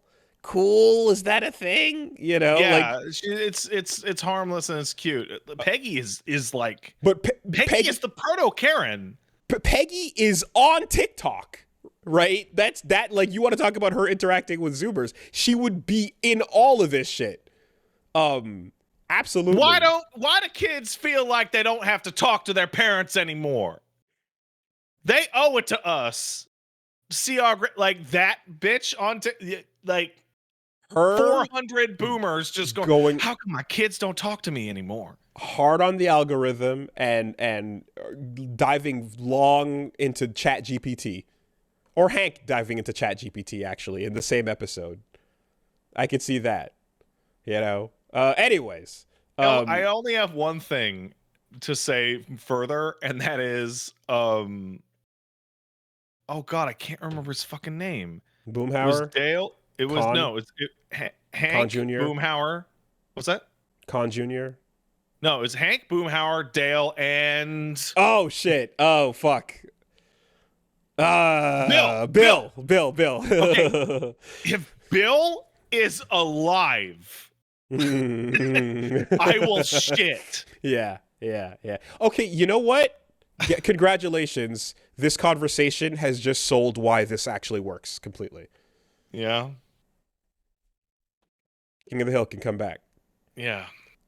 The world is fucking weird enough that I'm them just standing around, you I know. just think about Bill Dauterive just standing in his fucking kitchen, just eating, like boiling pasta and just getting the ladle and just eating the pasta out of the boiling pasta water, not even straining it, and like looking out the window and crying, and it's like thing in the world. Oh no. The guys roll up to the fence with a Bud Light, and Dale starts losing his mind. Yeah. No, actually, no, actually. No, Dale would not. No. The way that would work is Dale would actually be really supportive of Bud Light Right. for a reason that didn't exist. Right. Okay. Yeah. Dale would be like, "Oh, they're just trying to distract you from the birds or whatever the fuck." Yeah. Absolutely. Oh, god damn it. All right. There. So we talked about adaptations. One of the ones that we guffawed at, and I believe said, "What the fuck is that going to be? That'll probably never happen." Is now got a trailer. Gran Turismo, the movie, has been released, and so you know what it is, because I saw that it's got it's got a star-studded cast, and the Gran Turismo product, a Sony Pictures movie production, has a trailer you can go watch featuring a whole bunch of Gran Turismo footage. And it's the story of those race car drivers that went from playing video games to being real drivers. It's that adapted and Gran Turismo-ified. Oh, all right. So based on a Sure. true story, we covered some of those antics when Like, they had like a couple of drivers that transitioned from like video game racing champs to actual drivers. So basically they just did that and went, what if the game he played was Gran Turismo the whole time? okay, because so that's like the Tetris movie where it's actually all about the Right. nonsense and getting the Right. rights to Tetris.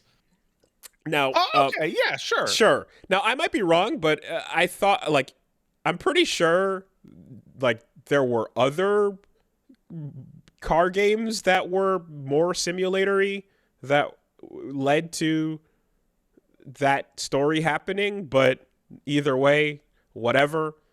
Sony's funding their thing, and Neil Blomkamp is directing. Which is like, I don't know what he's been up to besides since District 9 and Chappie, but that's kind of wild. Sure. Yeah, NASCAR and Forza, right? That's what the actual story was. So anyway, whatever. You can go watch the Gran Turismo movie trailer if you'd like. It's like Gran Turismo didn't even have human beings in the cars for like 4 or 5 of the games. Like, I just remember the whole we can never see damage on the cars ever under any circumstances. yeah. For like years, it was such a big deal that there could be no damage. That's why Burnout fucking kicked ass. It's sad because like the car companies relenting and letting their cars get damaged is, I believe, is part of the reason that killed Burnout, because Burnout's niche was like, well, we can't fuck up real cars.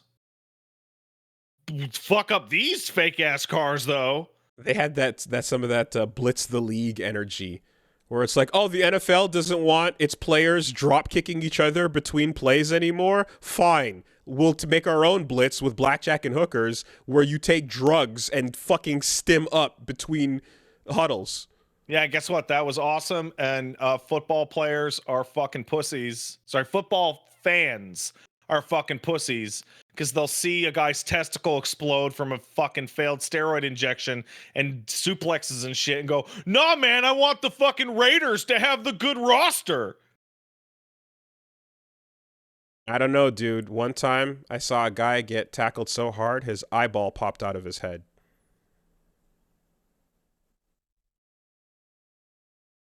Sports game fans are the worst. And then Al Pacino started talking about inches.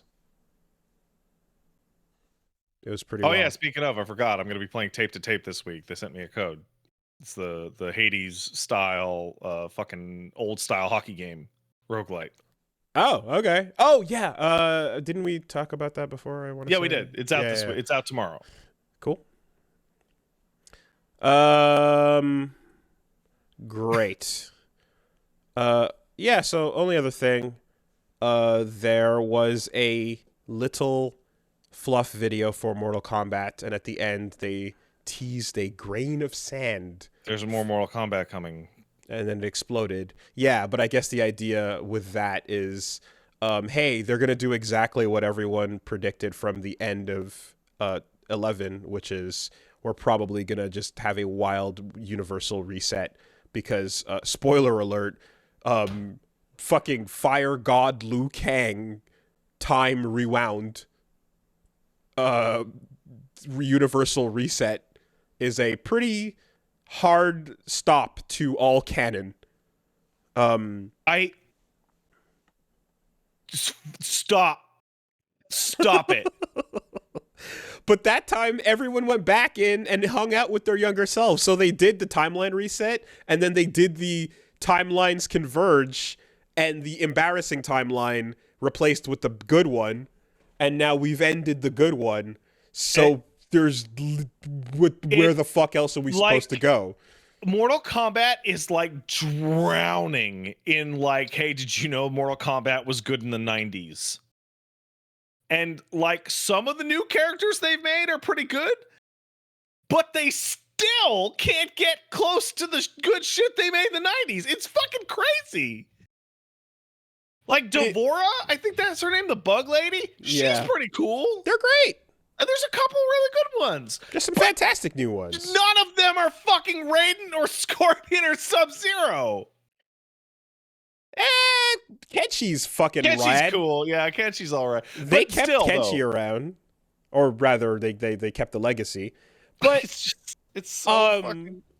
Yeah, just look, hey man, the whole thing went the way it did. And at this point, it's like, fuck it. Let's just drop them off in the Mortal Kombat Steel Ball Run universe where we can just start. No, you're right. That's what they should do. They should go back and change the timeline again, but this time fucking Sub-Zero's family gets fucking killed and Square's revenge on Scorpion and they look different. Whatever. Change them. God damn it. I mean, the fact that there was a movie that was kind of trying to, retell the story already kind of is like, oh, okay, they fucked around with the universe movie or whatever, movie universe or whatever. You have to make a game now that makes somewhat sense with what you just did, but it can't be the whole time thing again because we already kind of did that. But also we have a bunch of favorites, so people want to see returning characters. Therefore, what do you know what I mean? Do you have the balls to just go like hard reset and it's all fucked up and new? Okay, here's I'm gonna here comes a controversial opinion. Mortal Kombat should give up on having a story. They are so fucking trapped by it, right? You remember when we talked about Street Fighter and we're like talking about characters that could be in and you're like, but aren't they dead? And I'm like, who gives a fucking shit if the character is too old or dead? Okay, Mortal Kombat is like trapped. Heihachi laughs in Jinpachi. Like, oh, Heihachi died. I don't care. The problem, though, is that NetherRealm is so obsessed with the cinematic tale because they did the best job of it in 9 the first time around. It's still the best one. It's that they're not going to let that go anytime soon because everyone expects them to deliver a movie. Yeah, 9 was was way the best of those. Like, easy. Because it covered Yeah. the games people cared about. No, it's gonna be another reset, and it'll start twisting things around. That's what we predicted at the end of our story mode, and like it's a way to, you know, continue what you've set up while not being shackled to it, while also bending the rules and letting some stupid future character show up in the far past. And Fire God Liu Kang can just be a weird light in the sky, and we just don't talk about it because it's that fire star over there. You know? All right. I mean, look, man. Ed Boon's on Twitter trolling half the time. Oh yeah, no, Ed like, Boon trolling people is like my favorite part about Mortal Kombat ever. You think he's fucking sitting down and thinking twice about what's going on in this? You know? He's shaking a fucking 8-ball and rolling with whatever it says. Like, going online, like, does anybody love Shujinko? Maybe you'll see him soon. And I'm like, no, we won't, you fucking lying asshole. I just invented that, but you could have believed it because it's Ed Boon style. Hey there, Twitter. How much would you pay for Chronica? Fucking negative $5. Do you want the Chronica DLC pack featuring just Chronica? Negative $5. See, because the problem is that Suhao, Borai Cho, and all those fucking jobbers, they have momentum now for being jobbers, right? No, there's no jobber momentum. And Dagon and fucking Reiko and all that shit, like they can Dan Hibiki that into being hilarious and terrible. Borai Cho is kind of that anyway to some degree. They can go back to the dumbest, most embarrassing Armageddon characters and find a fucking way, you know? Going on back then with the just like 20 duds, like just terrible. So here's what they did is, you know, the create a character in Street Fighter 6 that's going to be used to populate the world tour. They said, what if those were all real roster characters as opposed to the fucking freaks over there, and we have the actual artist designed assets over here, protect them and hide them from the monsters. They went, nah, we can run it. We can create as many different ninjas as you need. We can get Meat. We can get Lee May. They were running out of colors for ninjas. Nitara. Man, you remember a ton of these fucking losers. This was a prime fucking this was a foundational cornerstone of our stupid established humor from years ago. Kamitogu, you're right. It was very important. It was very important. Stryker is the tip of the iceberg, man. Let's take some letters.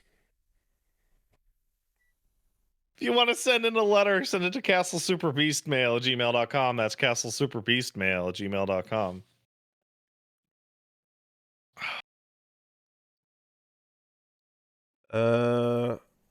Let's see. We got one coming in. Oh, god damn it. I was too fucking busy. I didn't get to watch the Armored Core footage. Shit. Hey, guess what? It looks super hot. Damn it. It looks super good. I knew I fucking forgot something. I was obviously turbo editing all the Street Fighter footage, and then this morning I had to wake up and go to the program and fucking do that and get back and podcast. Yada yada yada yada yada. I completely you want me to tell you the Armor Core footage? It looks super fucking hot. And, robots doing hot shit. Guess what? I watched Vati's breakdown of it, and I agree with his conclusions. Here's what his conclusions were. The speed that the fucking robots are moving in that shit is so fucking fast that the only way it's gonna work is if it has like a Soul style lock on, which dramatically changes the fucking way Armored Core works. So you can go real fucking fast if you get to have a real lock on. Like stupid, as long as you have a focal point. Okay. And also there's aiming... bosses that have like fucking like wind up attacks like fucking Elden Ring bosses. Okay. All right. Well, I mean, look, these fires of Rubicon sure burn hot. It They looks showed hot. The off. robots look cool. They look like cool robots. So they showed off some gameplay, and then what? And then August they dropped a 23rd. date. Yeah, Okay, it's this year. It's in a couple months. Pretty close, actually. that's hot. Steam That is trailer. hot. Steam trailer is the original announcement. No gameplay here. Okay. Well. Yeah. I'm scrolling quickly for a glance at some of this, but and I'm also trying to not blow up the uh, uh, sound effects on I mean, the I'll just show pod. you. I'll just send you the fucking. I'm looking at trailer. it. I'm looking at it. I'm looking at it. He's looking at it. I'm looking at it. Yeah, Bamco presents it. That's a robot. That's a That's a fucking robot. explosion.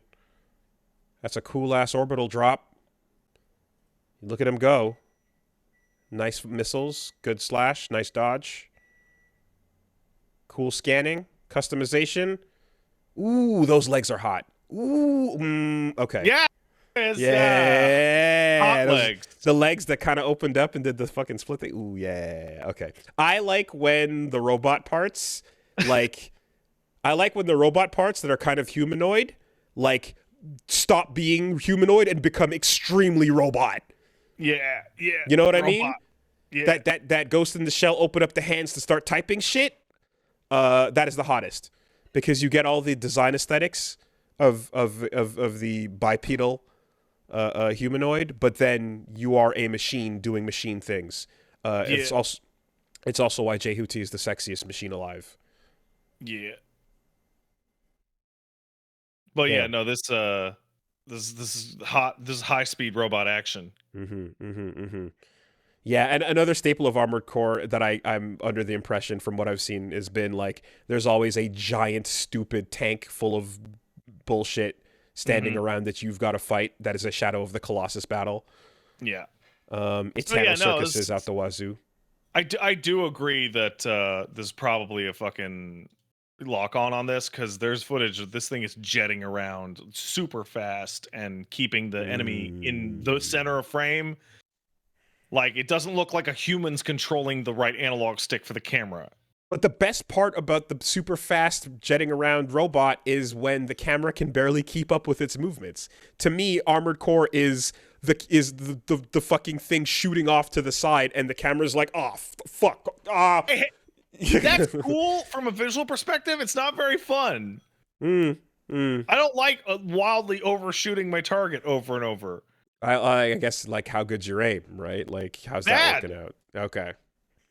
Well, maybe your problem is that you're not holding the controller upside down. Come on. With thumbs on the triggers. That's maybe your problem. hey, that's my problem. Skill issue. I bet this will actually probably play the closest to Sekiro than anything else. Stop it. Stop it. No. Why can't it play like Armored Core, except with all the modern juice that we've come to know and love? You mean like Sekiro? Yes, Sekiro, the Armored Core game. Absolutely.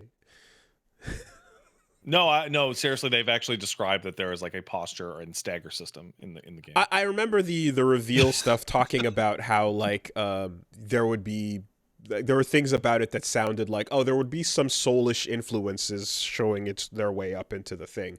But I mean, that is a fucking storied ass franchise before the modern. I forget what they call it, but there's a button that they are describing that was like a boost that is specifically like a dash in to aggressively attack enemies. Yeah, that's hot.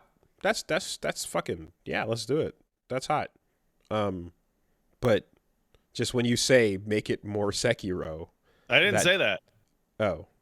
I said I bet it'll probably play the most like Sekiro. Okay, well, my soul heard that, and I got kind of upset. And I don't know why, but I did. All right. Here's one coming in. from Lucas says, greetings from Canada, but a little to the left over in Alaska. It's a little bit to the left. I recently played Signalis, and I absolutely loved it. However, I told a buddy to play it, and I neglected to tell him to go in blind. So, unfortunately, he's the type of person who looks up all collectibles to get them in his first playthrough. He proceeded to do that for Signalis to get the secret ending, but he effectively skipped the final boss, and he got a very vague ending to the game, resulting in him not liking it that much, whereas I and a lot of others did. Have you ever played a game and regretted not playing it a certain way your first playthrough? Yeah, it's first of all, but before we get to that topic, it's not your responsibility to save your friend from his own insanity. That's a really unfortunate thing. I mean, the fact that that ending is the vague and bad by comparison contextually, informative ending, that sucks. When I play games, I mean, offline, whatever, I'm doing my own thing. It's for me, but like online, and when I'm trying to have an LP that'll be like showing off most of what's cool and also, more or less organic, I have to dance on the thing of getting tips without getting spoilers. But I can only do that as somebody who happens to have a lot of people that can be like, hey, by the way, da-da-da-da-da, right? There's a great website that I use and that others, we've talked about it before, called Before I Play, which will be like, here's spoiler-free bullet points for any games you're going to play about what you probably might want to know. I appreciate that. With minimal context, just to say, hey, by the way, you might miss out on something big here if you do this or that or whatever, FF9,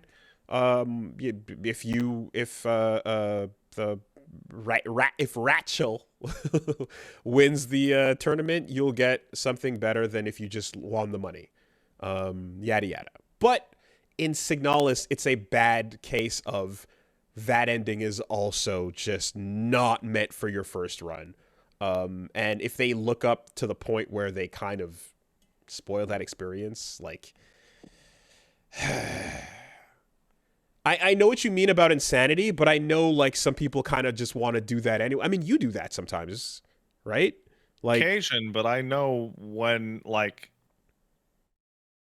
I'll start playing a game for a while and actually discover the items, and then I'll like have a little list available so I can go back after I've done an area. I don't do the guided walkthrough anymore. In fact, the actual answer to the question that I had is like there's a bunch of games I really wish I was not so worried about fucking beating. I would rather have actually hit the ending point where I fucking couldn't continue and was soft locked than play through them the way that I did by looking up everything and fucking stressing about all that build shit all the time. Yeah, I wish that's my turning point. I would have rather gotten stuck. See, the more I think about it, the more it changes from game to game. Like, as much as I want to say overall, like, this is the right idea to have, the fact that I played through Disco Elysium and never got the horrific necktie, but Punch Mom did, and like I learned about all that crazy shit, is kind of cool. I forgot you never got horrific necktie. That's absolutely unhinged. But like I don't mind how unique that playthrough went. It reminds me of when we were trading notes on how we all fought the end in Snake Eater. However, if this was Mass Effect and I didn't get Javik, or if like there was no way to interface with the Morden story, I would flip the fucking table because that's a worse game. Mass Effect is like the most frustrating one because I went and I got a giant detailed thing on how to not miss everything, and I followed it to the letter, and I got to see everything, and I'm glad I did. And I resent the game for making it so complex to actually see most of its content. But the quality of the playthrough you get out of that experience is vastly drastic depending on what you trip across, right? The ending in Signalis that the friend got here, you can't accidentally trip across that. If you ever happened to, then you would just have what would be a shitty experience, period. But it's not happening. I disagree with the you can do anything and go anywhere when the only changes that'll happen is, hey, cool, you missed it. Mm-hmm. Like Mm-hmm. the only thing that can happen Yeah. is, hey, you missed out on something. As opposed to you went the other way with it. Agreed. And I wish more game designs would make it so that it wasn't an if and where you kind of just added extra greatness to an otherwise good story, and it became something of there's an appeal to going the other way with it. Um, there's been like there was a discussion about Kreia recently, and Kreia is a really interesting character where the things you don't choose spell out more about who she is and what she's about in a way that is fucking fascinating. You know, to like you get your experience in your game, and then especially with like restored content, and then if you go back and watch all the choices you didn't pick for her, you get an even more in-depth like coverage of like her thing. So all this to say that like it depends on the game, but Signalis is a really bad one to just fall into that, because if you did it for like there's a lot of games where if you follow that exact process, you end up with the perfect ending where you see all the other things and then Like there's Persona. yeah, you know, you get all the normal things you would have gotten plus a little bit extra for your trouble, you know. And you don't want to have to warn your friends, by the way, don't, you know, whatever, do this for this game. So I would say that yes, that friends, you know, would be better off not doing that for every single game they play. However, it would be better if Signalis's secret ending was better, Yeah. because the others are fantastic. All right, here we got one. Yeah, coming I in. really wish that I had I could have beaten fucking Wrath of the Righteous like 1.5 times now with the amount of time I've spent in the character creator. Jesus. Right? Like it's fucking frustrating as shit. Not Tetris 2. Hey, Killmonger and MODOK. Back in college, there was a game that made the rounds called Not Tetris 2. It was a Tetris clone where the Tetraminos weren't locked into the grid and everything was physics-based. One of the most frustrating games I've ever played, but it was hilarious to watch if you're a Tetris fan. Have you heard of it? And what do you think? It's been a thing since 2011. Yeah, I feel like I've heard this described, and I don't remember playing it, but I played something like this that was, if it's what I'm thinking of with the 3D Tetraminos, it's the most upsetting one of the most upsetting video games of all time. Like, just your brain is so unsatisfied with everything you do when it's a physics-based Tetris. I fucking hate it. Oh my god, I hate this so much. It's cursed. It is the most cursed shit ever. Oh, this sucks. Oh no! All it does They're is make you falling feel on bad. each other and they're fucking falling down. Oh my god. Yeah. I saw the footage of this, not Tetris 2, and I saw another game that it was like literally 3D objects like balancing off of each other, and it just fucking throw up. This is so ugly. Good luck clearing a single line, fucker. Offensive is the right word. I would describe that as offensive. Oh man. Okie doke. I remember seeing a math problem similar to this that apparently mathematicians hate, and it's like, how do you fit the most amount of squares inside this larger square that already has squares in it? And all these fucking collegiate math nerds end up with the situation of like, just jam a bunch of them in the center, off center, just jagged and fucked. You can actually fit an extra square in there than trying to do it the normal way. Yeah. And it's just the most upsetting looking fucking bullshit. Oh god. Okay. Thank you. So People are saying it's the 17 square conundrum. Yeah. What I was talking about is called Jello Tetris, which is what it sounds like. And the original idea was based on an XKCD comic, which I'm like, now that I think about it, I'm like, right, there was one where they're like, what if Tetris but physics? Anyway. I found a screenshot of this fucking thing, and it is just disgusting. I'll send it to you, just so you can get that fucking chest. God. Found by John Bidwell in 1997. And that's the most efficient play. That's the most efficient way to fit them into the fucking thing. Just jam fucking 7 more in the center and make it look the ugliest fucking thing in the world. Oh, man. I mean, play to win, man. Damn. All right. We got one coming in from Chasm Cave, who says, Dear Tap and Elo, it's been years since he's touched anything video game related, but I thought you might want to know the most recent chapter in the life of one Uwe Boll. To keep it brief, as I can, he's working on a cop movie in New York, and after tensions flared up, once the crew complained production wasn't up to safety code, his producer showed up to a staff meeting strapped with a real, not a prop, not related to the day's filming, gun. Yeah. Understandably freaked out, the staff, obviously aware of the recent Alec Baldwin incident, they all were outraged, and the producer's responses were in this order. 1, it was a prank, bro. 2, it was a rubber gun. 3, okay, even if it was a real gun, it only had blanks. 4, if you tell anyone, we'll sue you. This was a tipping point for the originally non-union crew to flip, and now the production is at a standstill. So Boll has been defending the guy funding his movie, but audio leaked and shows that even he thinks the dude is nuts, and there's articles and stories about it. That's really funny. Good times. I mean, look, man, shit gets complicated when you're running a multi-year-long scheme so that your movies can be as bad as possible so that the German government will recoup all your losses.